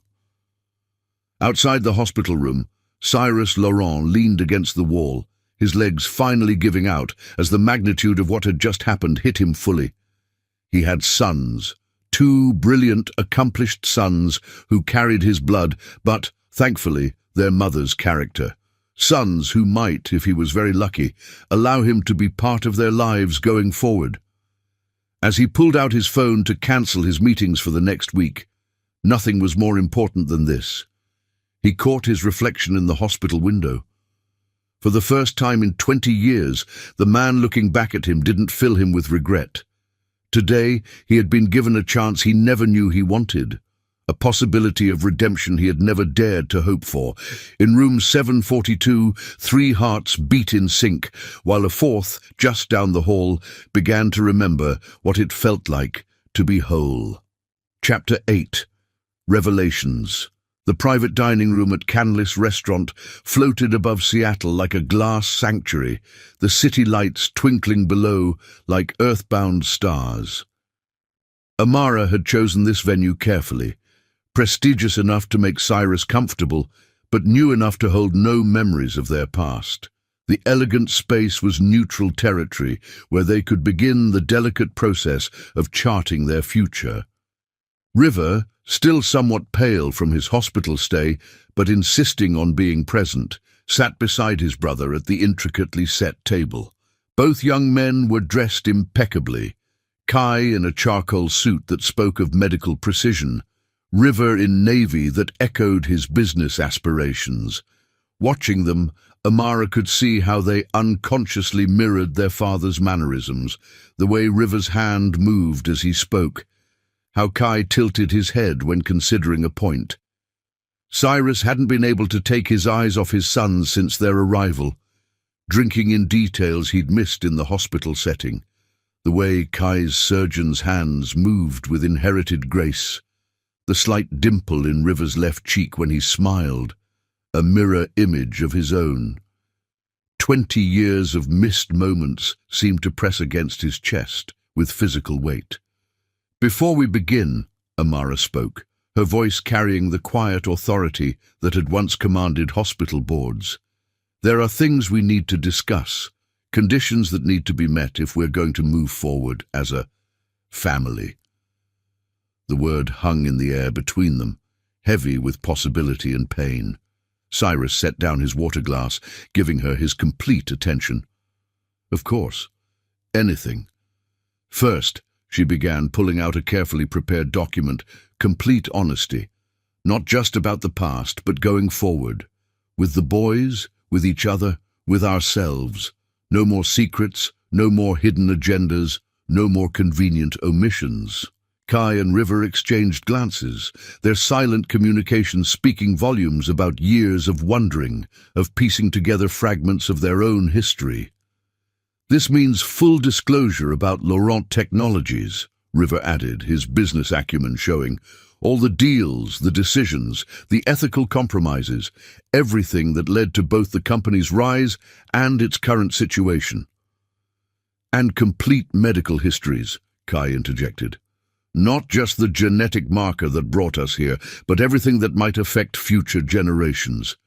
We need to know what to watch for, what to prepare for. Cyrus nodded solemnly. I've already instructed my lawyers and doctors to prepare complete files. No redactions, no omissions. Everything will be available to all of you. Second, Amara continued, her voice softening slightly, therapy. All of us, both individually and as a group. This situation is complex, and we need professional help to navigate it properly. Already arranged, Cyrus said quietly. I spoke with Dr. Helena Martinez this morning. She specializes in family reconciliation and has experience with similar situations. She's willing to coordinate with individual therapists for each of us, ensuring a comprehensive approach to healing. Amara nodded, impressed by his proactive response. Third, a public acknowledgement of past mistakes, not just regarding our marriage, but your business practices as well.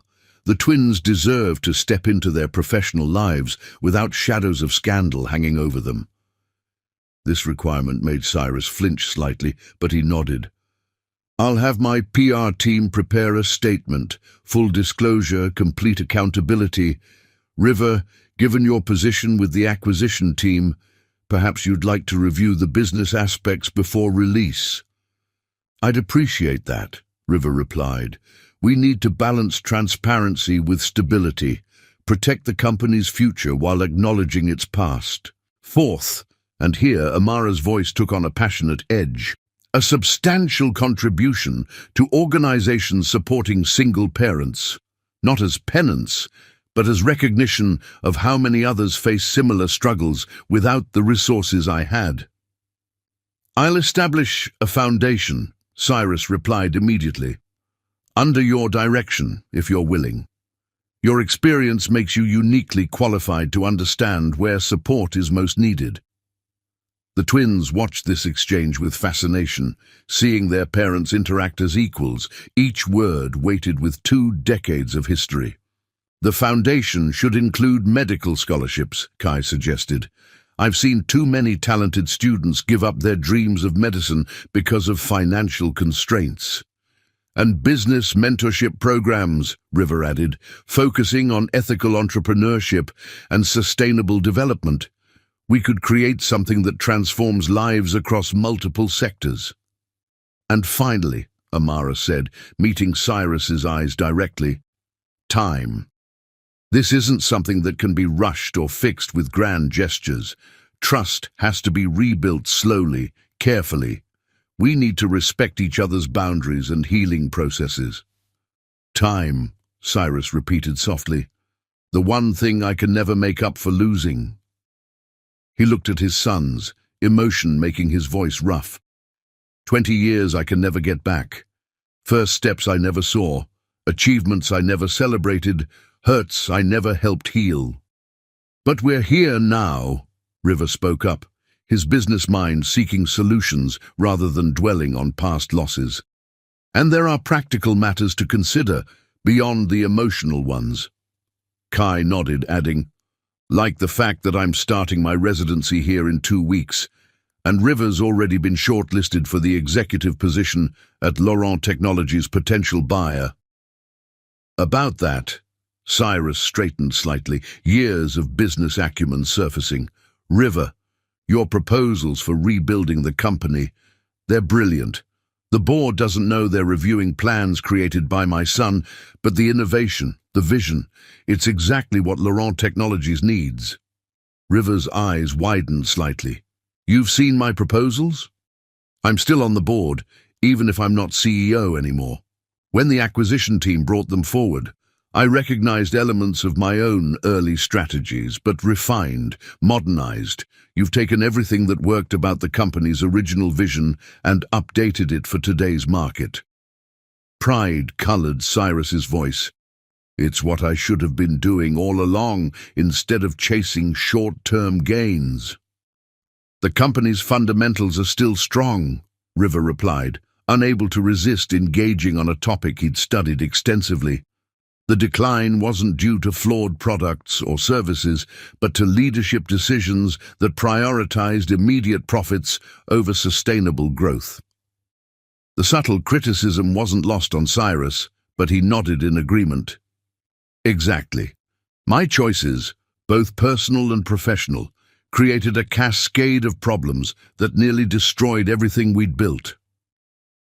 Nearly, Kai emphasized, surprising everyone. But not quite. The Laurent name still means something in Seattle. In medicine, I've already had several attendings mention Mom's contributions to the hospital's development.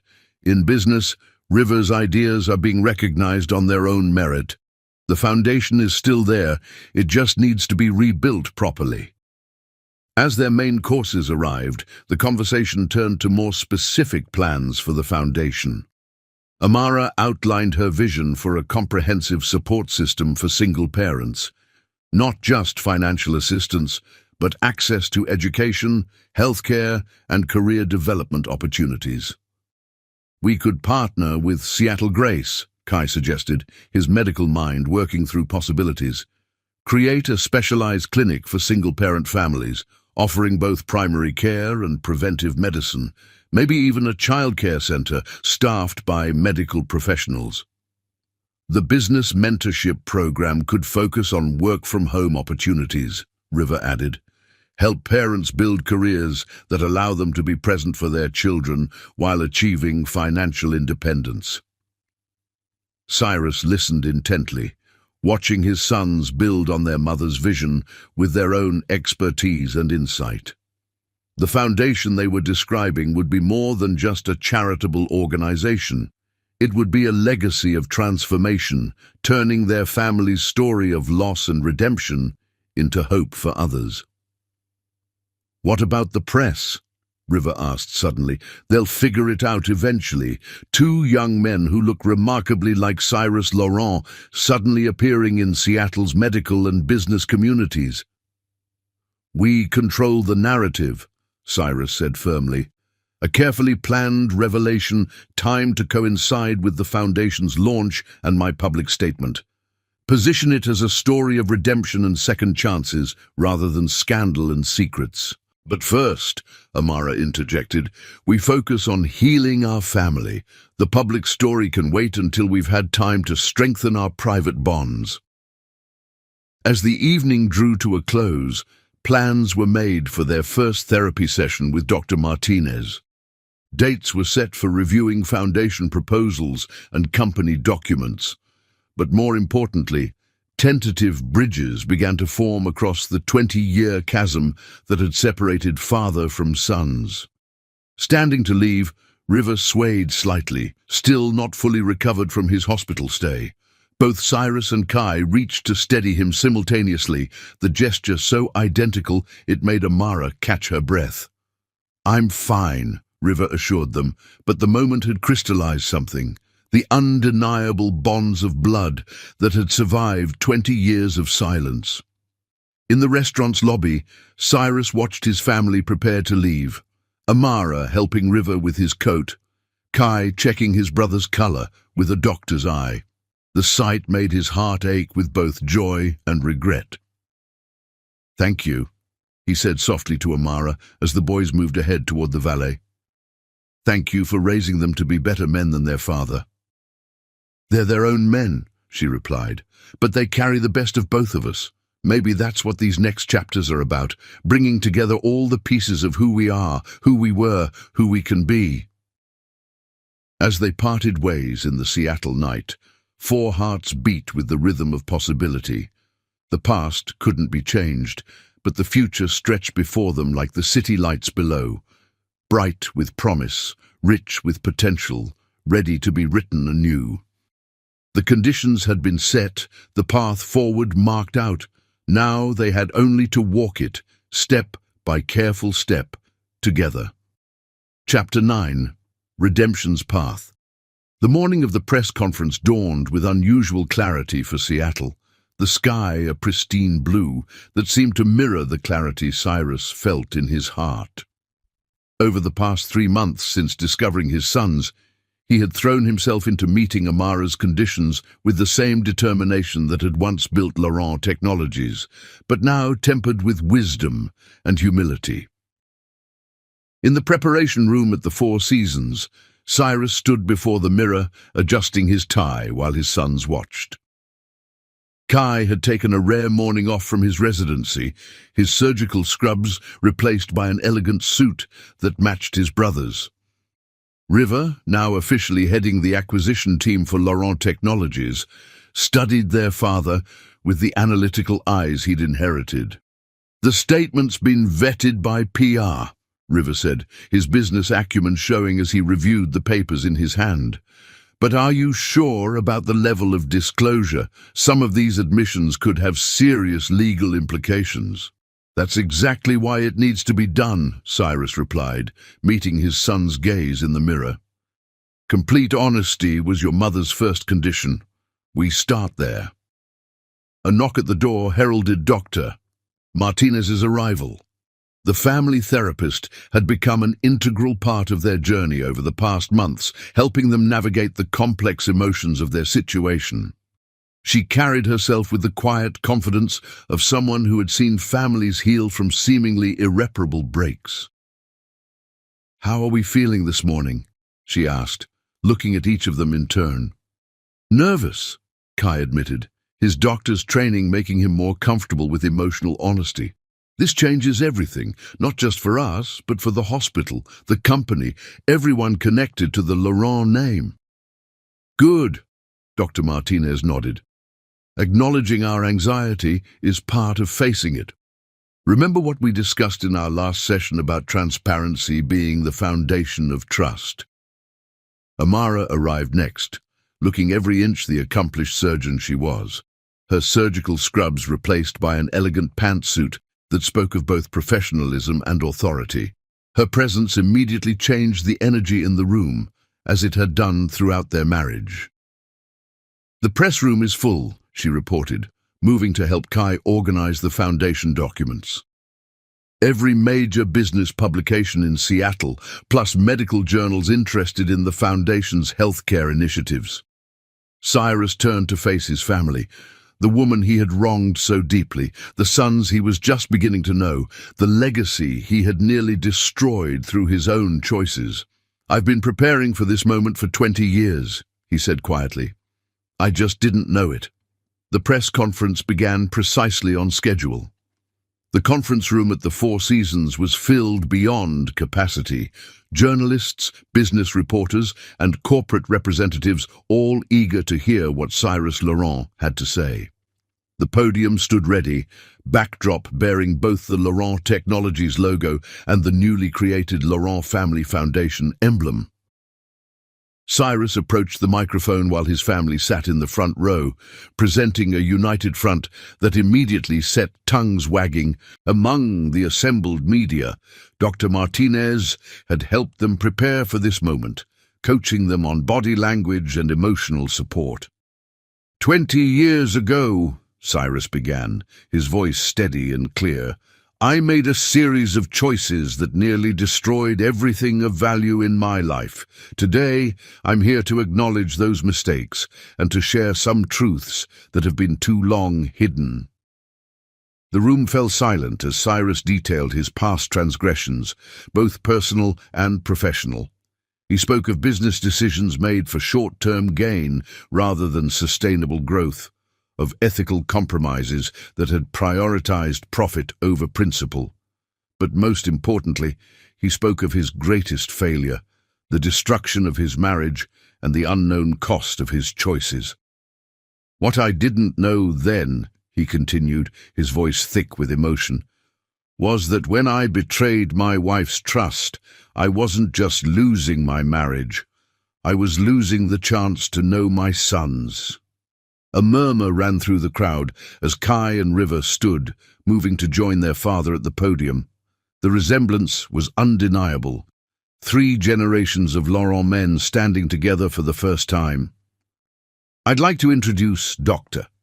Kai Laurent Thorne, pediatric neurosurgery resident at Seattle Grace Hospital, and River Laurent Thorne, who many of you know as the architect of Laurent Technologies' upcoming reorganization. My sons, who have achieved extraordinary success through their own merit, guided by their remarkable mother, Dr. Amara Thorne." The cameras flashed frantically as Amara joined them, her presence completing the family picture. Questions erupted from the assembled journalists, but Cyrus held up a hand for silence. Today isn't just about acknowledgement of past wrongs. It's about creating something new from the lessons of the past.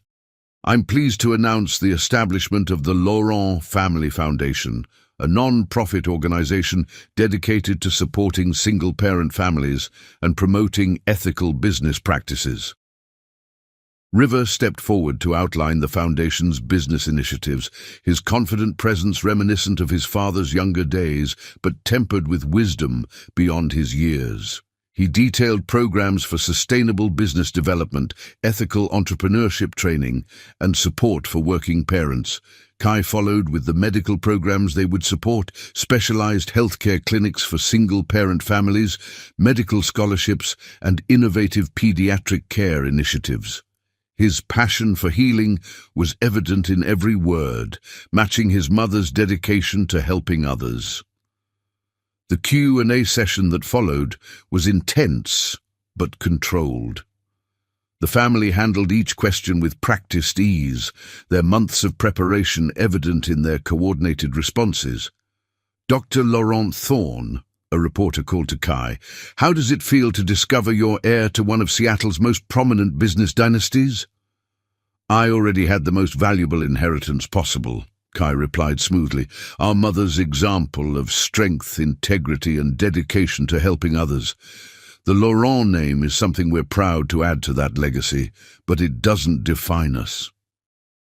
"Mr. Laurent," another journalist addressed Cyrus, "there are rumors that your son River's proposals for Laurent Technologies involve significant changes to the corporate structure.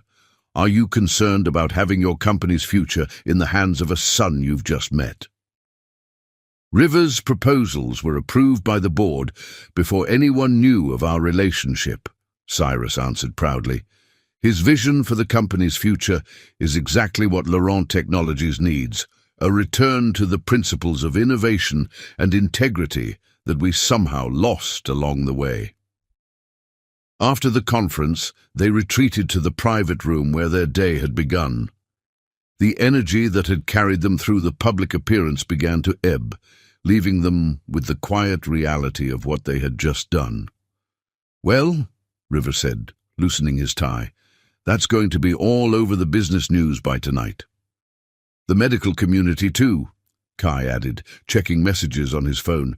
"My chief resident already texted asking if this means I'm too rich to finish my residency." "As if Mom would let you quit," River teased, the brothers' easy banter helping to lighten the moment. Dr. Martinez watched their interaction with approval. "This is good," she said quietly to Amara. "They're maintaining their natural dynamic even under pressure. It shows how solid their foundation is." Later that evening, as Seattle's lights began to twinkle against the darkening sky, 4 separate journals were opened in 4 different locations across the city. Each contained reflections on the day, on the journey that had brought them here, on the path that stretched ahead. In his penthouse, Cyrus wrote of pride in his son's achievements and gratitude for the chance to know them. In her new Seattle home, Amara reflected on the strength it took to open old wounds in hope of better healing. In their respective apartments, Kai and River recorded their thoughts on family, legacy, and the delicate balance between past and future. The path to redemption was neither straight nor simple, but with each step, each shared moment, each honest conversation, they moved forward together. The shadows of the past began to recede, making way for the light of new understanding, new connections, new possibilities.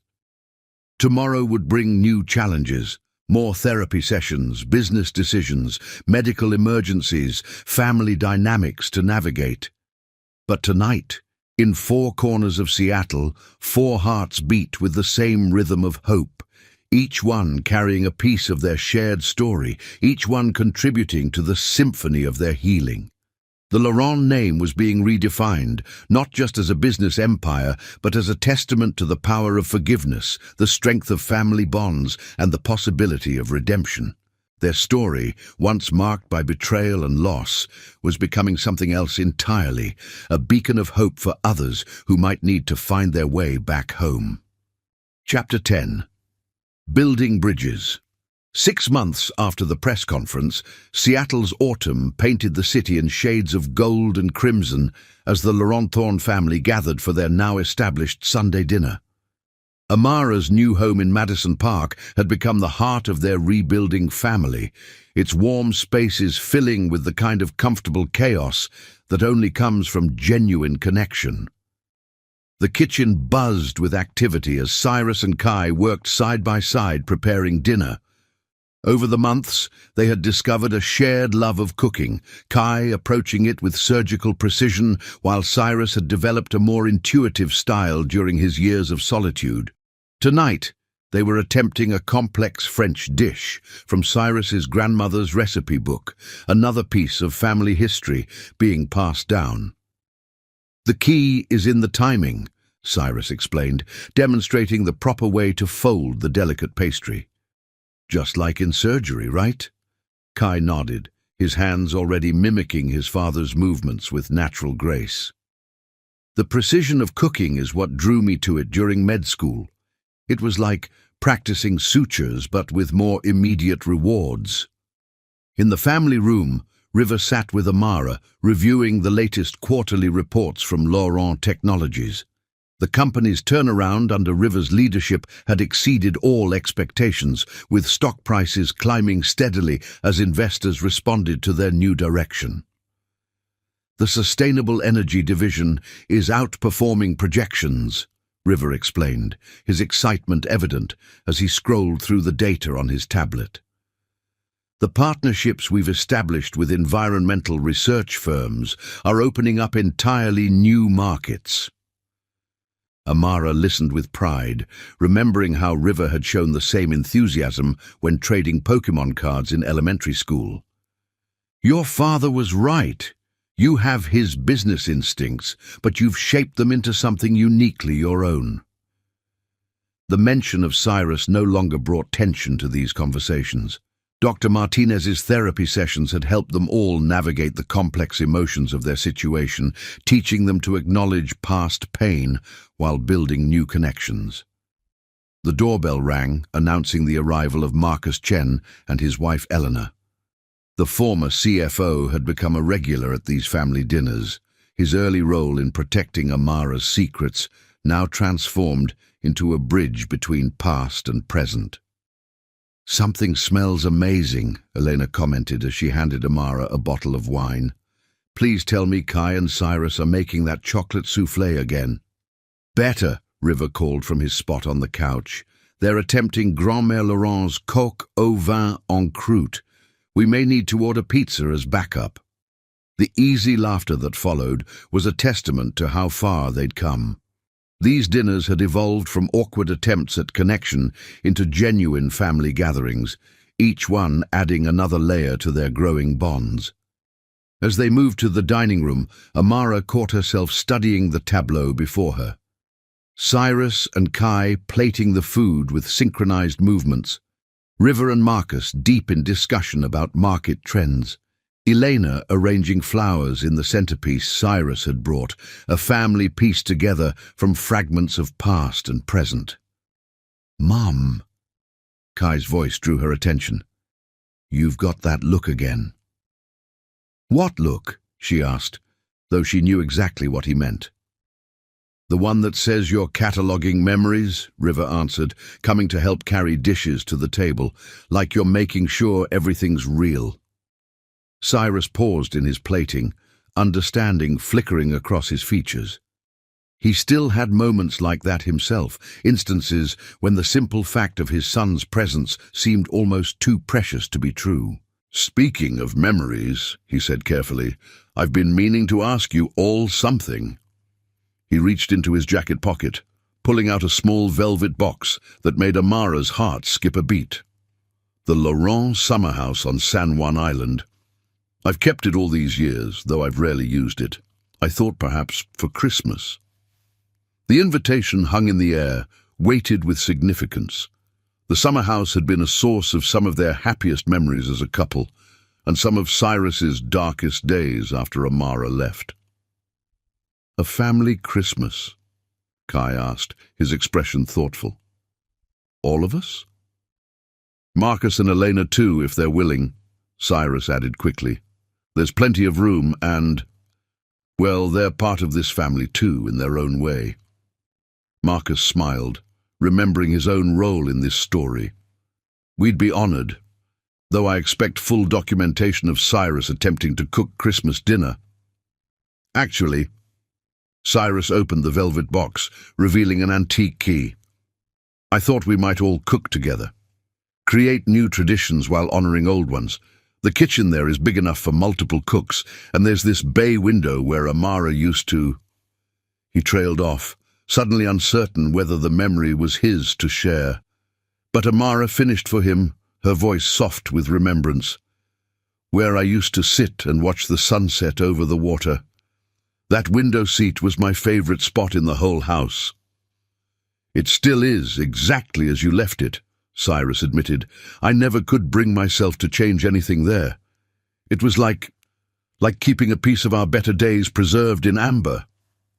The twins exchanged glances, their silent communication carrying 2 decades of watching their mother navigate memories of their father.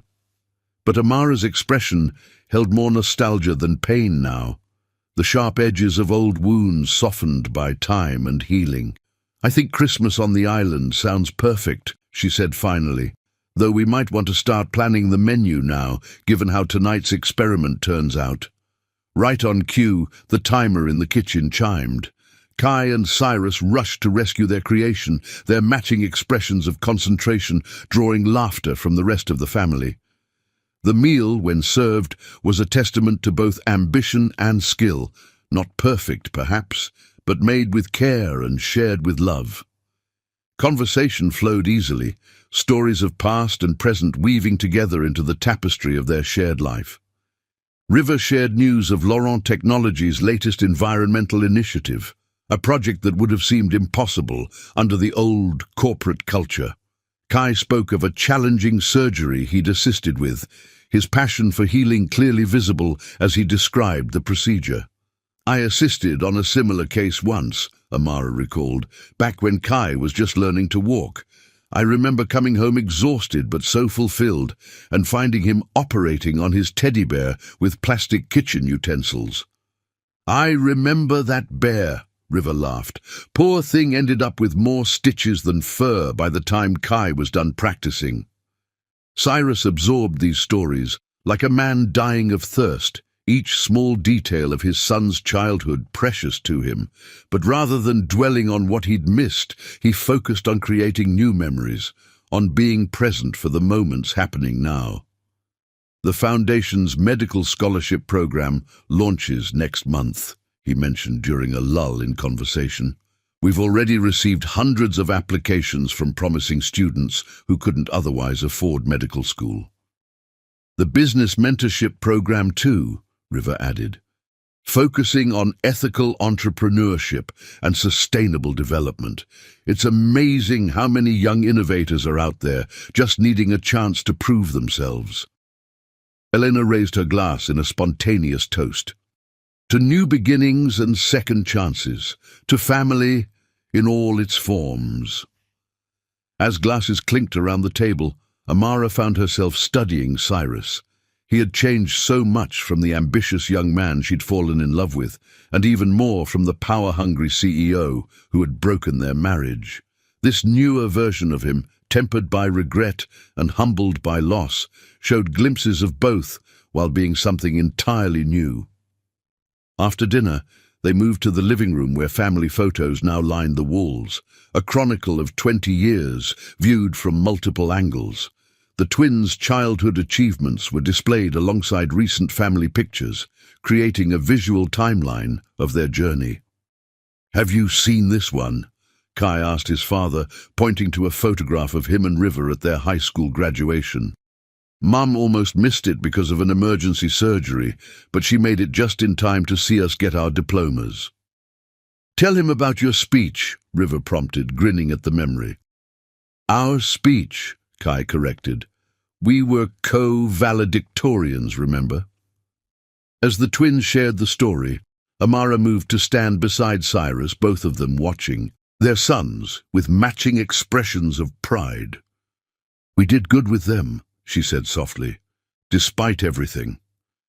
"You did good with them," Cyrus corrected gently. "I'm just grateful for the chance to know them now."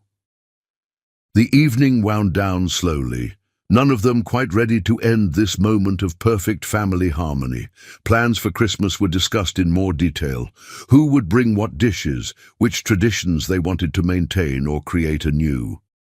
"We should invite Mrs. Chen," River suggested suddenly. "She was there for us all those years in Portland. She should be part of this too." Amara smiled, touched by her son's thoughtfulness.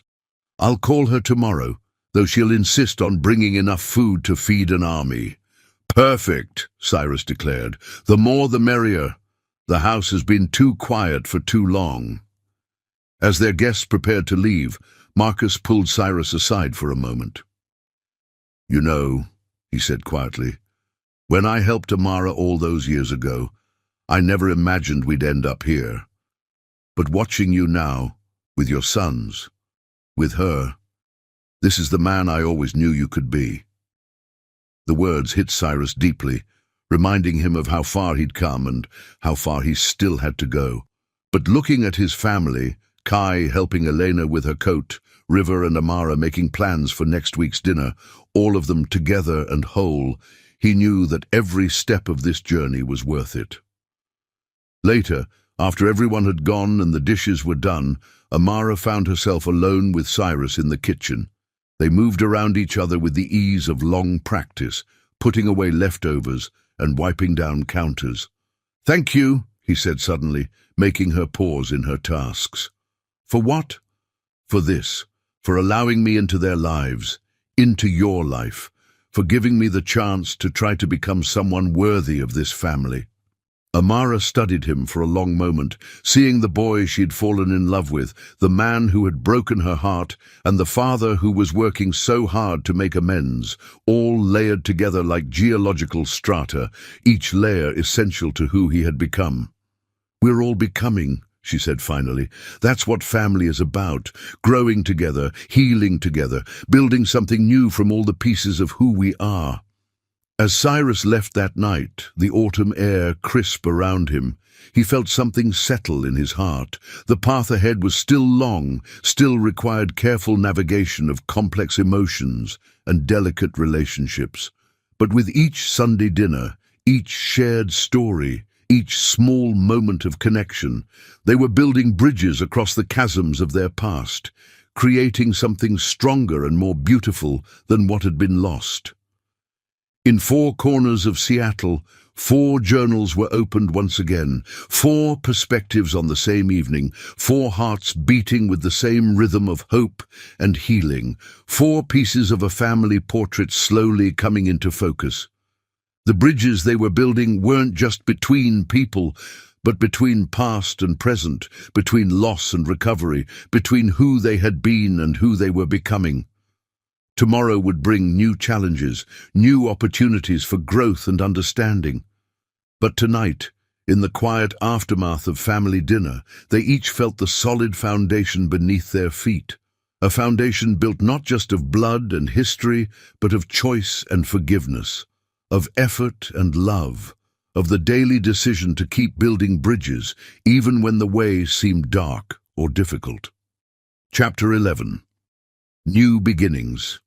The Laurent summer house on San Juan Island glowed with warmth against the winter twilight. Christmas preparations were in full swing, with the extended family scattered throughout the sprawling home. From the kitchen came the sounds of Kai and River debating the proper technique for their grandmother's cookie recipe, while Eleanor and Marcus's laughter drifted from the great room where they were decorating the massive tree. Amara stood in the bay window seat, her old favorite spot, watching the sunset paint the water in shades of gold and rose. 9 months had passed since the twins' existence had been revealed to Cyrus, 9 months of careful healing and gradual reconnection. Now, as the year drew to a close, she found herself reflecting on how much had changed. Hot chocolate? Cyrus's voice came from behind her, carrying echoes of 100 winter evenings they'd shared in this very spot. With the cinnamon stick. Just how you used to like it. She turned to find him holding 2 steaming mugs, his expression soft with memory. Time had been kind to Cyrus. At 58, his silver hair and laugh lines only added to his distinguished appearance. But it was the change in his eyes that struck her most. The arrogance had been replaced by wisdom, the driving ambition tempered by genuine warmth. "You remember," she said softly, accepting the mug. "I remember everything," he replied, gesturing to the window seat. "May I?"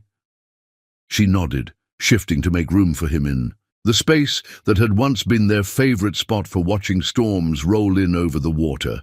They sat in comfortable silence, each lost in thoughts of past and present. From the kitchen, River's voice rose in mock outrage. "Kai, you can't approach cookie dough like it's brain surgery. Sometimes you have to go by feel." "There's nothing wrong with precision in baking," Kai defended. "Besides, Grandma's recipe specifically calls for exact measurements." Their brotherly bickering brought smiles to both parents' faces. The twins had taken to calling Cyrus's late mother Grand-mère after discovering her recipe books and journals, another piece of their heritage embraced and honored. "They've settled into their roles beautifully," Amara observed, "both at work and in the family." Cyrus nodded, pride evident in his expression. River's leadership at Laurent Technologies has exceeded everyone's expectations. The board actually asked me yesterday if there were any more secret children they should know about, preferably with his business acumen. "And Kai's latest surgery was featured in the medical journal," Amara added. "His innovative approach to pediatric procedures is drawing attention from hospitals across the country." "They're extraordinary," Cyrus said softly, "just like their mother." The compliment hung in the air between them, weighted with 2 decades of history. In the months since their reunion, they had carefully maintained professional distance, focusing on their sons and the foundation. But lately, something had begun to shift. Dr. Martinez had noticed it in their family therapy sessions, the way their gazes held a moment longer, how they unconsciously oriented toward each other in group settings. The twins had picked up on it too, exchanging knowing glances when their parents fell into old patterns of finishing each other's sentences or anticipating each other's needs. "Do you remember," Cyrus began hesitantly, "the first Christmas we spent here? That terrible storm that knocked out the power?" Amara smiled at the memory. "We ended up cooking everything on the wood stove and eating by candlelight. You were so worried the holiday was ruined. But you said it was perfect, he continued. You said sometimes the best memories come from unexpected moments. Like finding out you have twin sons, 20 years after the fact, she teased gently. His expression grew serious. Amara, these past 9 months, watching you with our boys, seeing the amazing men they've become because of your guidance, I know I can never make up for the time I lost with them, or for how deeply I hurt you. But being here, creating new memories together as a family, it's more than I ever dared to hope for. A crash from the great room interrupted the moment, followed by Marcus's sheepish call. Everything's fine. The ladder just got away from us for a minute. Rising to investigate, Amara and Cyrus found Eleanor and Marcus surrounded by fallen garland and ornaments, both looking slightly guilty. We were trying to reach the top of the tree, Eleanor explained, untangling herself from a string of lights. Here, let me help, Cyrus offered, his height making the task easier. As he reached up to secure the star, Amara found herself studying him, the gentle way he handled the delicate ornaments, how he took care to arrange the lights just so, his patient attention to detail so different from the driven businessman he'd once been. The twins appeared from the kitchen, drawn by the commotion. Their hair was dusted with flour, and River had what looked suspiciously like cookie dough on his cheek. Do we want to know what happened to Grandmère's cookies? Amara asked, raising an eyebrow at her sons. They're perfect, Kai assured her quickly. Or they will be, River amended, once we figure out the optimal oven temperature. You know, Cyrus said thoughtfully, my mother always said the secret wasn't in the temperature or the measurements. It was in making them with love. That's what I've been trying to tell him, River exclaimed, while Kai rolled his eyes good-naturedly. As the family worked together to finish decorating the tree, Amara found herself swept up in the simple joy of the moment. Christmas music played softly in the background. The scent of baking cookies filled the air, and all around her were the people she loved most in the world. Later, after the others had gone to bed, Amara returned to the bay window. The moon had risen, casting a silver path across the water, and snow had begun to fall softly outside. I thought I might find you here. Cyrus's voice came quietly from behind her. He held 2 fresh mugs of hot chocolate and a small wrapped package. What's this? She asked as he joined her in the window seat. Something I've been wanting to give you for a while now, he replied, handing her the package. Open it. Inside was a leather-bound journal, its pages filled with his familiar handwriting. But unlike the journals he'd shared with the twins, this one was addressed solely to her. I started writing to you the day after you left, he explained softly. Not because I thought you'd ever read it, but because talking to you, even on paper, was the only thing that made sense when my world was falling apart. Amara opened the journal carefully, her fingers tracing words written 2 decades ago. My dearest Amara, another day without you. Another day of realizing how completely I destroyed the most precious thing in my life. Today, I watched the sunset from our favorite spot in the bay window, and for a moment I could almost feel you here beside me. Tears blurred her vision as she looked up at him. Cyrus, I'm not asking for anything, he said quickly.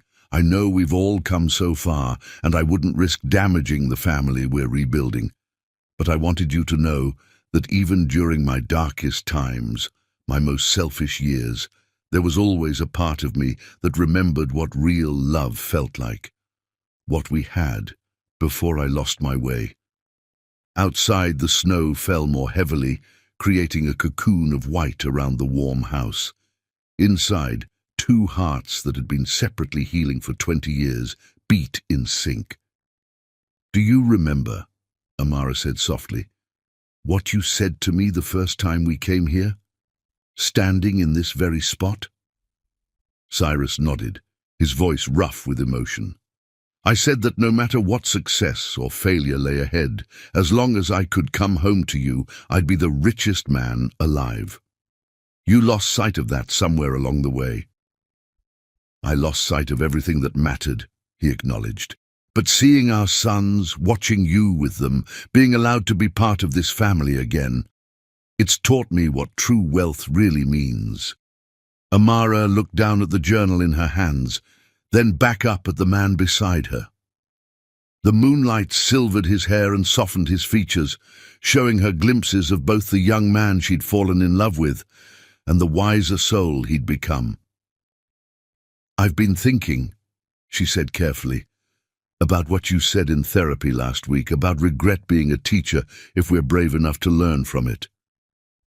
Dr. Martinez would be proud of me actually paying attention in our sessions." He smiled slightly. "The thing is," Amara continued, her voice thoughtful, "watching you with the boys these past months, seeing how deeply you've changed, how hard you've worked to become someone they can be proud of, it's made me realize something." "What's that?" "That maybe some love stories aren't meant to be finished in one chapter. Maybe sometimes they need years of separate growth before the next part can begin." The hope that flared in Cyrus's eyes was tempered by careful restraint. "Amara, I wouldn't presume—" "I'm not presuming anything either," she interrupted gently. "I'm just saying that maybe, like this house, like our family, like everything else we're rebuilding, maybe we could see what might grow from the foundation we once had, not erasing the past, but building something new that honors both where we've been and who we've become." In the quiet warmth of their old favorite spot, surrounded by evidence of family and healing, Cyrus reached out slowly to take her hand. When their fingers intertwined, it felt both familiar and entirely new, like coming home to a place that had been renovated in your absence, different, but somehow even better than before. "Whatever you're willing to share," he said softly, "whatever pace feels right to you, I'm here. Not the man I was, thank God, but someone who finally understands what matters most." From upstairs came the muffled sound of laughter, probably the twins plotting some Christmas surprise, and from the kitchen wafted the scent of cookies, finally baked to perfection. Outside, the snow continued to fall, wrapping their family sanctuary in a blanket of pristine white. And there in the bay window, where their story had seen both its sweetest moments and its bitter end, Amara and Cyrus began to write a new chapter, not with grand gestures or desperate passion, but with the quiet certainty of two people who had learned the true value of love, family, and second chances. Chapter 12. Full Circle. 1 year to the day after their first family Christmas at the summer house, the Laurent estate on San Juan Island was transformed for a very different celebration. White roses and silver ribbons adorned every surface, their elegant simplicity a reflection of the couple they honored. The ceremony would be intimate, family and closest friends only, but its significance resonated far beyond the gathered guests. In the master suite, Amara stood before a full-length mirror while Elena helped arrange her silver-streaked hair. She had chosen a gown in deep midnight blue rather than traditional white, its flowing lines emphasizing her natural elegance. At 58, she wore her age like a crown, each line on her face, telling a story of strength, survival, and ultimately love reclaimed. "Mom!" Kai's voice came from the doorway. Both twins stood there in matching tuxedos, their father's features softened by their mother's grace. "Everyone's ready whenever you are." River stepped forward, holding a small velvet box. "We found this in Dad's study when we were helping him move. He wanted us to give it to you today." Inside was a delicate silver locket she had thought lost 20 years ago. Opening it revealed 2 tiny photos, one of her and Cyrus on their first wedding day, young and full of dreams, the other taken at last year's Christmas celebration, older but infinitely wiser. He had it all along, she whispered, touching the precious memento. Even during the darkest times, River confirmed. He kept it as a reminder of what real love looked like, he said, of what he lost and hoped someday to be worthy of again. Kai produced a second box, this one containing a string of perfectly matched pearls. And these are from us. Something new to go with something old. As her sons helped her fasten the pearls, Amara studied their reflection in the mirror. Her brilliant, beautiful boys who had brought their family full circle. They had grown into such remarkable men, carrying the best of both their parents while blazing their own paths. Downstairs in his old study, Cyrus adjusted his bow tie with trembling fingers. Marcus stood nearby, ready to fulfill his duties as best man.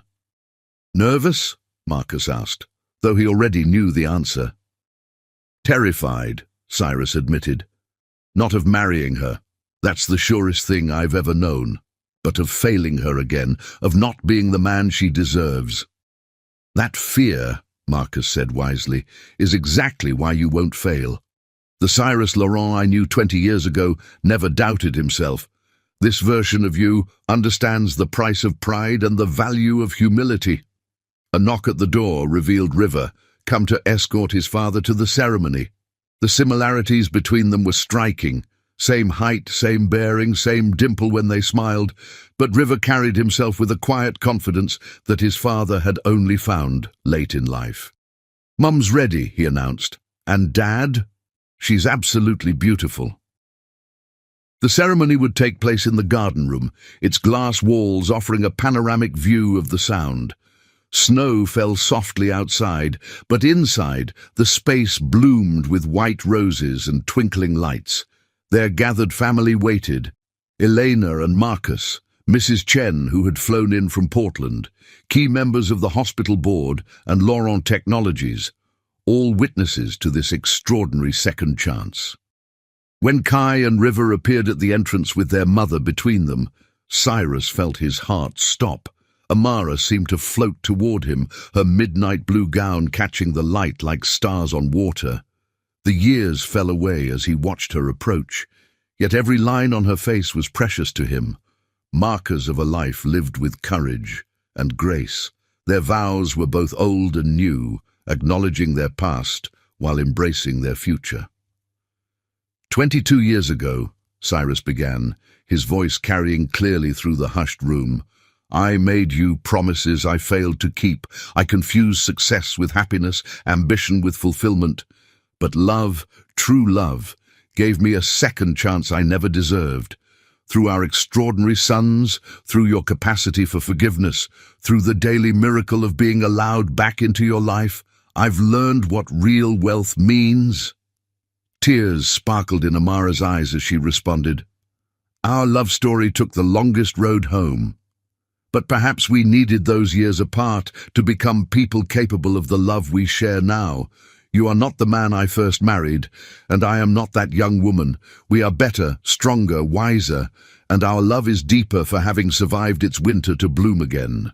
The exchange of rings carried deeper meaning this time, not just symbols of commitment, but tokens of redemption, of wisdom hard-won, and love carefully rebuilt. When the minister pronounced them husband and wife, their kiss was gentle yet profound, carrying echoes of their past passion, tempered by mature understanding. Their sons led the applause, their joy radiating through the room. The celebration that followed was everything they had hoped for, intimate, joyful, filled with love and laughter. Kai and River gave a joint toast that left not a dry eye in the house, speaking of the power of forgiveness and the strength they'd learned from both parents. As evening fell, snow continued to drift past the windows, while inside, the newly reunited family celebrated. Cyrus and Amara shared their first dance to the same song they'd chosen 22 years ago, but this time, the lyrics about lasting love and overcoming obstacles held deeper meaning. Later, they slipped away to their favorite bay window seat, champagne glasses in hand. "Happy?" Cyrus asked softly, though he could see the answer in her eyes. Complete, Amara replied, leaning into him. Look at our family. Kai discussing his latest research with Eleanor, River and Marcus plotting some new business venture, Mrs. Chen teaching everyone her secret cookie recipe. This is what real success looks like. This is what real life looks like, he corrected gently. Messy and complicated and absolutely perfect. From across the room they heard River call out, "Dad, come settle a debate about the company's first merger." "Go on," Amara smiled. "Our son needs your wisdom." "Our sons," Cyrus emphasized, kissing her softly before rising. "The greatest gift you ever gave me, even when I didn't know I had it." As he joined their children, Amara watched from her window seat, her heart full. The snow fell steadily now, wrapping their family sanctuary in pristine white, while inside, love bloomed like roses in winter. Their story hadn't ended with betrayal and loss. It had simply taken a 20-year intermission before its most beautiful chapter could begin. Now, surrounded by the family they'd built and rebuilt, their love had finally come full circle, stronger for its scars, wiser for its wounds, and more precious for having been lost and found again. Outside, the snow continued to fall on San Juan Island, each flake a tiny miracle of second chances. Inside, two hearts that had learned to beat separately found their shared rhythm once more, while their sons, the living proof of love's endurance, celebrated the family that had taken the longest road to find its way home. Subscribe if you enjoyed